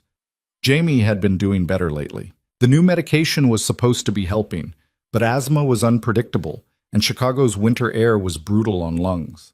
Jamie was sitting in the nurse's office, her breathing labored, her face scared in a way that made Marcus's heart crack. Hey, kiddo, he said, keeping his voice calm, even though his insides were screaming. Let's get you to the doctor. The pediatrician saw them right away, which somehow made it worse. When doctors moved fast, it meant they were worried. She listened to Jamie's lungs, asked questions about recent symptoms, then looked at Marcus with an expression that made his blood run cold. Her asthma's not well controlled, the doctor said. We need to adjust her medications, maybe add a daily maintenance inhaler. And I want to do a chest x-ray just to make sure there's nothing else going on. Something else like what? Probably nothing, but let's be thorough. The x-ray was clear, which should have been a relief, but the medication adjustment meant more expenses and more worry and more nights lying awake wondering if this was going to be the attack that got really bad. By the time they got home, Jamie was exhausted and Marcus was running on fumes. He got her settled on the couch with her nebulizer and a blanket, then collapsed in the chair beside her. His phone buzzed. Victoria. How's Jamie? Scared. Doctor adjusted her meds. She's okay, but it was rough. I'm sorry. Is there anything I can do? Marcus stared at the message. There was nothing Victoria could do. Nothing anyone could do except wait and hope the new medication worked better than the old one. Just keep being you. That's enough. That's not enough. I want to help. You already do. Every day. There was a long pause before her next message. The architect meeting went well. She has some ideas for making the space more flexible. I'll show you the sketches tomorrow. I might not make it to the cafe tomorrow. Need to stay with Jamie. Then I'll come to you. What's your address? Marcus hesitated. His apartment was nothing like Victoria's. It was cramped and cluttered and the heat barely worked. But she was asking, and he was tired of pretending his life was anything other than what it was. He sent the address. I'll bring lunch. And those sketches. And maybe Jamie would like to see them too. She'd love that. The next day, Victoria showed up at noon carrying bags of Chinese food and a folder of architects' drawings. Jamie was feeling better. The new medication seemed to be working, and her whole face lit up when she saw Victoria at the door. "You came," Jamie said. "Of course I came. I brought lo mein and drawings of a building. Want to see?" They spread the sketches out on the coffee table, and Victoria walked them through the architect's vision. Jamie asked a million questions, most of them about whether there would be dinosaurs anywhere in the building, and Victoria answered every single one seriously. "We could do a dinosaur mural in the kids' area," Victoria said. "What kind of dinosaur should it be?" "Ankylosaurus," Jamie said immediately, "with armor plates and a club tail." "Perfect. I'll tell the architect." Marcus watched them together, Victoria and Jamie, and felt something in his chest expand to the point of almost hurting. This woman who could have anyone, do anything, was sitting on his worn-out couch, eating Chinese food with his daughter, and talking about dinosaur murals like it was the most important conversation in the world. After lunch, Jamie went to her room to draw, and Marcus and Victoria sat in the small living room with the sketches spread between them. "Your place is nice," Victoria said. "You don't have to lie." "I'm not lying. It's warm. It's lived in. It's home." Marcus looked around at the apartment he'd been embarrassed by for so long. The furniture that didn't match, the toys scattered in corners, the stack of bills he still hadn't opened on the kitchen counter. "It's not much," he said. "It's enough." Victoria reached over and took his hand. "You've built a good life here, Marcus, with Jamie, against impossible odds. That's worth more than any fancy apartment." Marcus's throat felt tight. "I'm glad you're here." "Me too." They sat there in the afternoon light, hands linked, not needing to say anything else. Jamie's voice drifted from the bedroom, singing some song about dinosaurs. The radiator clanked and hissed. Outside, the city moved on with its business of existing. And for the first time since his wife left, Marcus felt like maybe he had a home that was more than just a place to survive. Maybe he had a home that was worth living for. "I need to tell you something," Victoria said after a while. Marcus's heart stuttered. "Okay. I'm scared of what's happening between us." "Yeah, me too. But I don't want to stop. I don't want to go back to before when I was just existing. You make me want things again, want to build things and take risks and actually live instead of just getting through the day." Marcus squeezed her hand. "You do the same for me. So what do we do about it?" "I don't know. Keep showing up, I guess. Keep being honest. Keep figuring it out one day at a time." Victoria smiled. "That's a terrible plan." "You have a better one?" "No, but at least we're terrible at planning together." Jamie appeared in the doorway, holding a drawing of what appeared to be an ankylosaurus wearing a hard hat. "This is for the building," she announced, "so the dinosaur can help build it." Victoria accepted the drawing like it was the Mona Lisa. "This is perfect. Can I keep it?" "Yeah, but you have to put it in the building when it's done." "Deal." They spent the rest of the afternoon together, the three of them, and it felt easy in a way Marcus hadn't experienced in years. Victoria and Jamie making up stories about the construction dinosaur. Marcus making terrible jokes that made them both groan. The kind of ordinary, comfortable afternoon that only felt extraordinary when you'd been without it for too long. When Victoria finally left, Jamie turned to Marcus with a knowing look. "You really like her," she said. "Yeah, I really do." "Good. I like her too, and she likes you back." "How do you know?" "Because she looks at you the way you look at her. Like the other person makes everything better." Marcus pulled Jamie into a hug, this small person who somehow understood things better than most adults. "When did you get so smart?" he asked. "I've always been smart. You just weren't paying attention." That night, after Jamie was asleep, Marcus sat on the couch with Victoria's contract in his hands. His start date was in 3 days. 3 days until his life changed completely. 3 days until he stopped just surviving and started actually building something. His phone buzzed. "Thank you for today, for letting me into your home, your life. It meant more than I can say. Thank you for coming, for seeing us. All of us, mess included. I like the mess. It's real. Good. Because there's a lot more where that came from. I'm counting on it." Marcus set down his phone and looked around his small apartment, at the toys and the bills and the life he'd built from nothing. It wasn't perfect. It wasn't even close, but it was his, and it was real, and for the first time in years, it felt like enough. More than enough, actually. It felt like home. Marcus's first day at the foundation started with him showing up 20 minutes early because he was too nervous to wait at home any longer. The church was still mostly empty, still under construction, but there was a small office set up in what used to be a storage room. Victoria was already there, of course, surrounded by blueprints and coffee cups. "You're early," she said, looking up from her laptop. "Couldn't sleep." "Me neither." She gestured to the desk across from hers. "That's yours. I know it's not much yet, but once construction's done, we'll have proper offices upstairs." Marcus set down his bag and looked at the desk. His desk.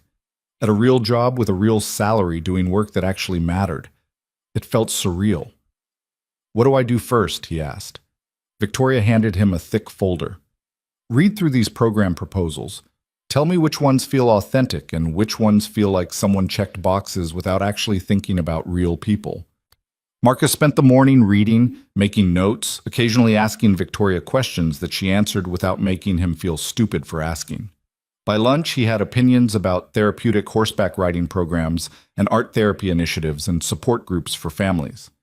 "The horseback riding thing is beautiful in theory," he said, "but it's not accessible for people with severe mobility issues, and it's expensive to maintain. We'd be better off focusing on things more people can actually participate in."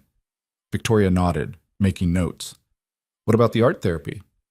"I like it, but the proposal reads like it was written by someone who's never actually struggled. All this language about finding inner peace through creative expression. That's not how it works when you're drowning. You don't need inner peace. You need someone to just hand you some paint and let you make a mess without judging. So we rewrite it. Yeah, make it less precious, more real." They worked through lunch, barely noticing when the construction crew showed up and started hammering in the main space. Victoria was different here, Marcus noticed. Still her, but sharper somehow. More focused. This was where she came alive.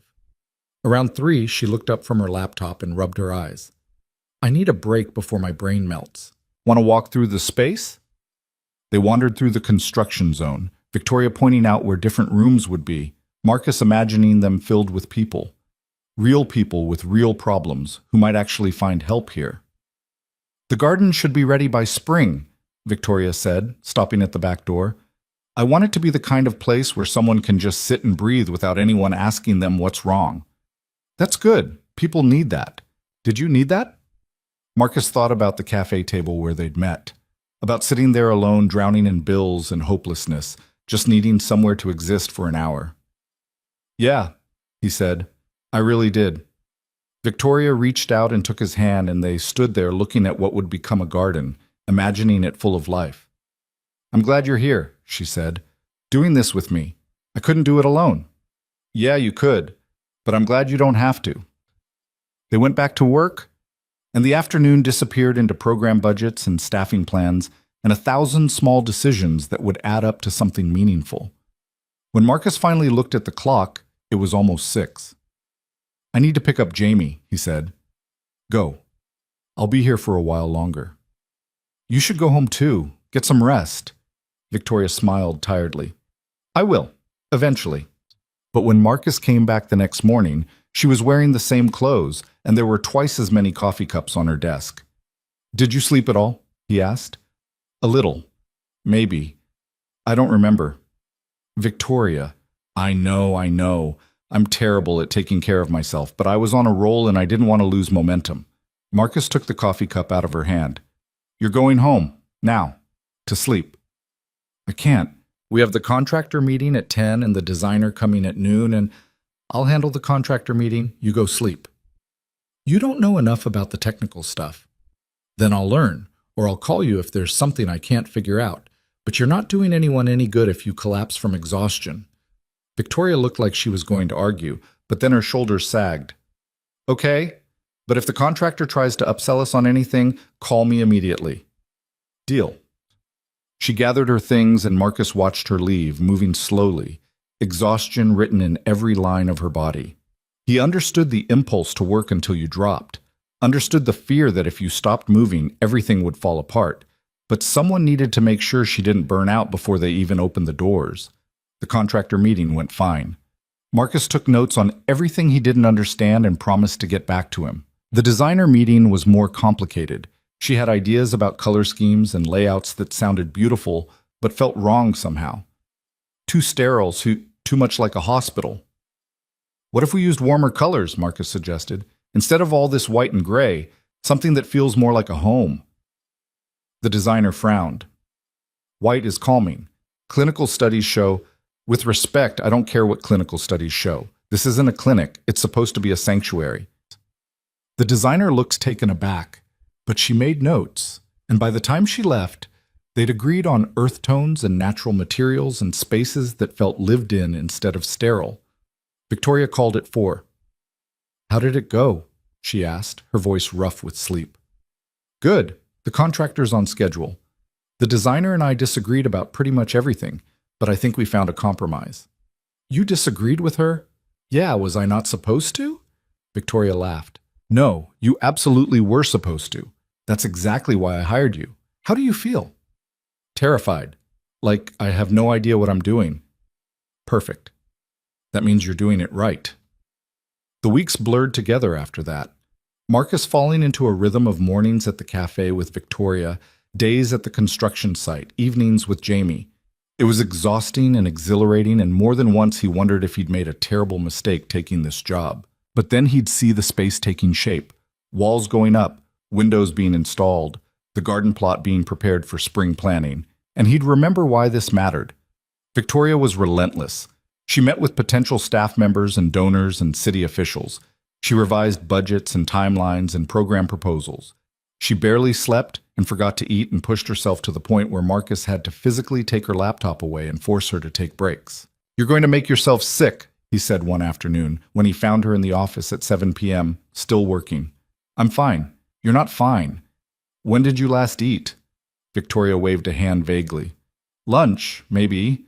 "It's 7. That's not lunch, that's starvation." Marcus pulled out his phone. "I'm ordering food. What do you want?" "I'm not hungry." "I don't care, you're eating anyway." They ate Thai food in the construction zone, sitting on paint buckets because there weren't any chairs yet, and Victoria admitted she'd forgotten to take her pain medication that morning. "The nerve pain's been bad this week," she said quietly, "but I didn't want to slow down. We're so close to opening, and there's still so much to do. The foundation will still be here tomorrow. You need to take care of yourself." "I know. I'm scared if I stop moving, I'll realize how terrified I am of all this." Marcus set down his food. "What are you scared of?" "Everything. That nobody will come. That people will come and we won't be able to help them. That I've built this whole thing based on what I needed 3 years ago, and it won't work for anyone else."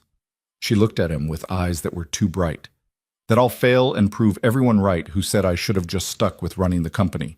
"Who said that?" "My board. My investors. My father, before he stopped speaking to me entirely." Victoria laughed bitterly. "He thinks I'm throwing away my life on a vanity project, that I should focus on making money instead of wasting it on people who can't help themselves." Marcus felt anger flash hot in his chest. "Your father's an idiot." "He's a successful businessman." "He's still an idiot. This isn't a vanity project. This is the most important thing you've ever done." "How do you know?" "Because I've watched you for 4 months now. I've seen you light up when you talk about this in a way you never did when you talked about the company. I've seen you stay up all night working on program designs. I've seen you cry over paint samples because you wanted to get the color exactly right." He moved closer. "This matters to you in a way that money never could. That's not vanity. That's purpose." Victoria's face crumpled and she started crying, really crying, and Marcus pulled her close and let her sob into his shoulder about her father and her fears and the weight of trying to build something perfect when nothing in life was ever perfect. "I don't know if I can do this," she said when she could finally speak. "You don't have to do it alone. That's what I'm here for. That's what the staff we're hiring is for. That's what this whole thing is about. Nobody doing it alone." She pulled back and wiped her eyes. "When did you get so wise?" "I'm not wise. I'm just stubborn and tired of watching people I care about destroy themselves trying to be perfect." "People you care about, huh?" "Yeah. Specifically, you." Victoria smiled through her tears. "I care about you too, in case that wasn't obvious." "It wasn't. You're kind of hard to read sometimes." So are you. They sat there in the construction zone, surrounded by sawdust and half-finished walls, and Marcus realized they'd crossed some invisible line. They weren't just colleagues anymore, weren't just friends. They were something else, something neither of them had words for yet. We should probably talk about this, Victoria said. Probably. But I'm too tired to have that conversation coherently. Fair enough. Rain check? Rain check. Marcus drove her home that night, made sure she actually took her medication and ate something more substantial than Thai food, and left only after she promised to sleep for at least 8 hours. When he got home, Jamie was already in bed, and Mrs. Chen was folding laundry in his living room because apparently that's what she did when she was bored. "You look happy," she said. "I am happy. I think." "Good. You deserve it." She handed him a stack of Jamie's shirts. "That woman, Victoria, she's good for you." It's not like that." Mrs. Chen gave him a look that said she wasn't buying it. "Whatever you say, but I've known you for 3 years, and I've never seen you look at anyone the way you look at her." After Mrs. Chen left, Marcus lay in bed and stared at the ceiling, thinking about Victoria, about the way she'd cried in his arms, about the way she looked when she was working on something she believed in, about the fact that somewhere along the way he'd fallen completely, irreversibly in love with her. It was terrifying. It was also the most right thing he'd felt in years. His phone buzzed, a text from Victoria. "Thank you for tonight, for taking care of me, for not letting me spiral. Any time. I meant what I said, about caring about you. I know, I meant it too. This is scary." "Yeah, but maybe scary's good, maybe. Get some sleep, Victoria. You too, Marcus." He fell asleep with his phone still in his hand, and for once, he didn't dream about drowning. The foundation opened on a Tuesday in late March. The garden wasn't finished yet. Spring was coming late that year, but everything else was ready. The rooms were painted in warm earth tones. The furniture was comfortable but not institutional. Jamie's ankylosaurus drawing hung framed in the children's area, right next to a mural of dinosaurs in hard hats. Victoria was a nervous wreck all morning, checking and rechecking everything, adjusting picture frames, making sure the coffee in the community kitchen was fresh. "What if nobody comes?" she asked Marcus for the 10th time. "Then we try again tomorrow, and the day after that, however long it takes." The first person showed up at 9:15, a woman in her 50s using a walker, looking uncertain and scared. Victoria greeted her at the door, and Marcus watched something shift in both of them. The woman relaxed. Victoria found her footing. By noon, there were 12 people there. By 3, 25. Some stayed for an hour, some for 10 minutes. Some came to the support groups Victoria had organized. Some just sat in the quiet rooms and breathed. Marcus spent the day helping where he was needed, answering questions, making sure people felt welcome. And he watched Victoria move through the space she'd built, talking to people, listening to their stories, being exactly the kind of present and compassionate that made people feel seen. When the last person left at 7, Victoria collapsed into a chair in the main room and started laughing. "We did it," she said. "We actually did it. You did it. No, we did it. I couldn't have done this without you." Marcus sat beside her, both of them exhausted and exhilarated and relieved. "What now?" he asked. "Now we do it again tomorrow. And the day after that. We keep showing up until this place is exactly what it's supposed to be." "What's it supposed to be?" Victoria thought for a moment. "A place where people don't have to pretend, where they can be messy and scared and imperfect, and that's okay, where someone sees them and doesn't look away." "Like the cafe," Marcus said. "Yeah, exactly like the cafe." They sat there in the quiet space, and Marcus realized that this, all of it, had started because a woman with crutches had asked if she could share his table, because 2 people who were drowning had found each other and decided to stop drowning alone. "Can I tell you something?" Victoria asked. "Always? I'm in love with you. I know that's probably terrible timing, and we work together and it's complicated, but I needed you to know." Marcus's heart stopped, then started again, faster. "That's not terrible timing," he said. "That's perfect timing." "Yeah? Yeah, because I'm in love with you too." Victoria turned to look at him, and her eyes were bright with tears again, but good tears this time. "Really? Really? Have been for a while now. I was just too scared to say it." "What changed?" Marcus thought about it. about the months of showing up at the cafe, about hospital rooms and construction sites and Thai food and paint buckets, about learning to ask for help and admitting when things were hard and building something beautiful from broken pieces. I stopped being scared of falling, he said, because I realized I already had. Victoria kissed him then, soft and tentative and perfect, and Marcus felt something in his chest unlock. Something that had been closed for so long he'd forgotten what it felt like to be open. When they finally pulled apart, Victoria was smiling. "What do we do now?" she asked. "I don't know. Take it one day at a time, I guess. Keep showing up, keep being honest, keep figuring it out together." "That's a terrible plan. It's the only plan I've got." "Good enough for me."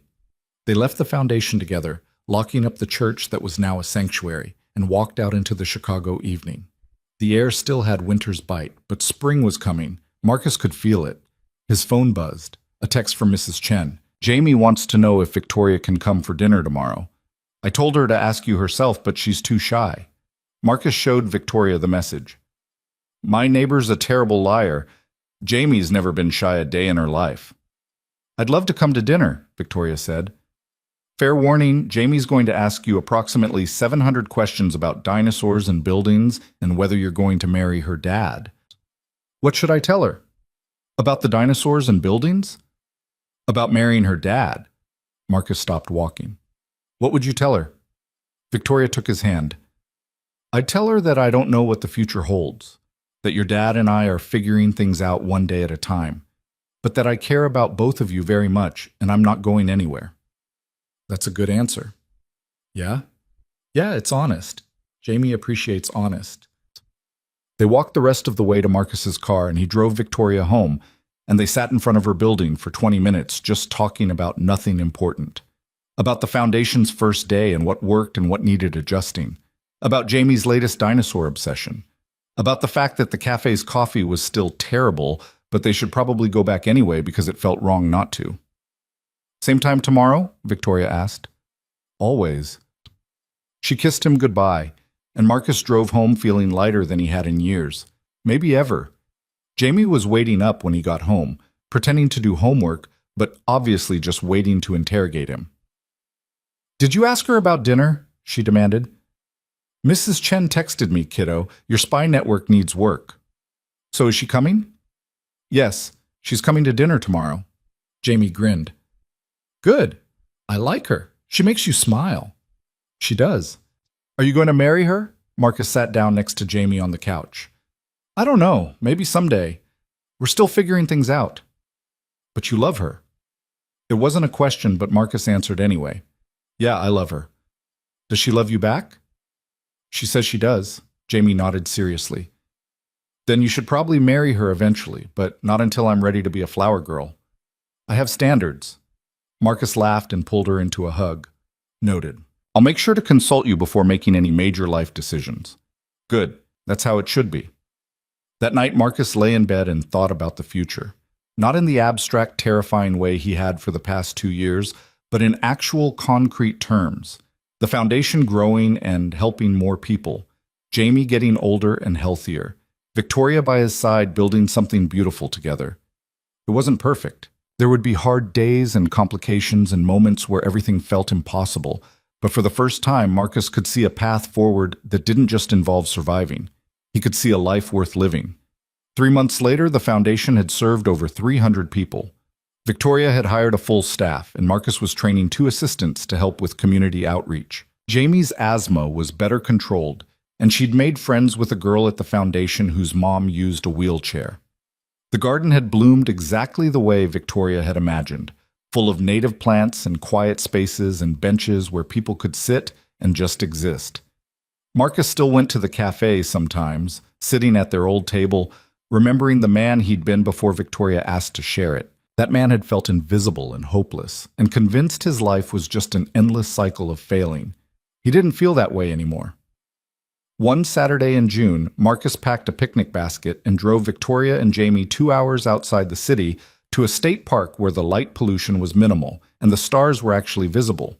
They spread out a blanket in a clearing, and as the sun set and darkness crept in, the sky began to fill with stars. More stars than Marcus had ever seen, a whole universe of light that made everything else feel small and manageable. "It's beautiful," Victoria whispered. "Yeah," Marcus said, "it really is." Jamie had fallen asleep between them, exhausted from hiking all afternoon. Marcus reached over her and took Victoria's hand. "Thank you," he said. "For what?" "For sitting at my table that day. For seeing me when I felt invisible. For building something beautiful and letting me be part of it." He paused. "For loving me even though I'm a mess." Victoria squeezed his hand. "We're both messes, but we're messes together. That's what matters."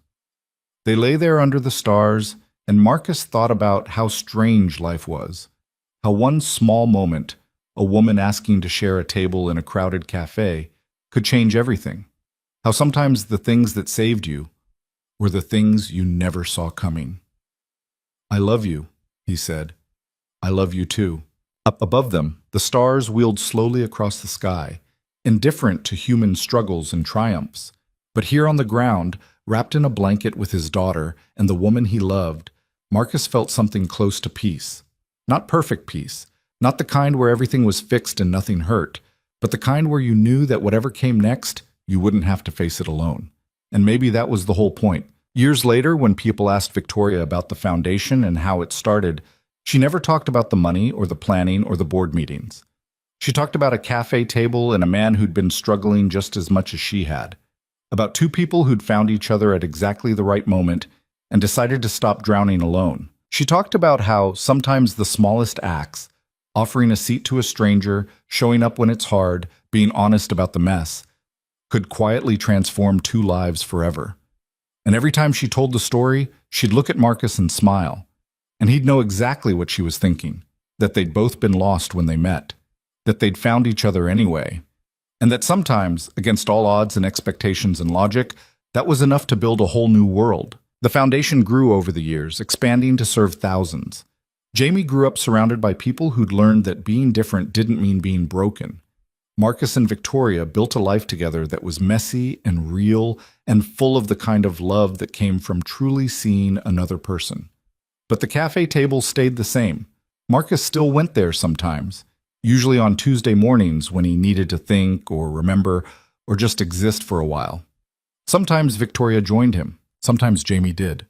Sometimes it was just Marcus and his coffee and the memory of a gray November day when everything had changed. The waitress who'd watched their whole story unfold would bring Earl Grey without being asked and never commented on the fact that they still sat at the same cracked vinyl booth. Because some places were sacred, not because of what they were, but because of what happened there. And that cafe table, that ordinary, nothing special table in a crowded Chicago cafe, had quietly witnessed two lives reshaping each other, had held space for hope when hope seemed impossible, had been the place where two people learned that sometimes the bravest thing you could do was simply show up and be honest about the mess. Marcus would sit there and think about how far he'd come, about the man he'd been, exhausted and invisible and convinced he was failing at everything, about the woman with crutches who'd seen him anyway, about the life they'd built from that single moment of connection. And he'd finish his terrible coffee and go back to his beautiful, messy life, grateful for every imperfect moment of it. Because in the end, that's what saved them both. Not perfection, not having all the answers, not fixing everything that was broken. Just showing up. Just being seen. Just refusing to drown alone. And sometimes, that was enough to change everything.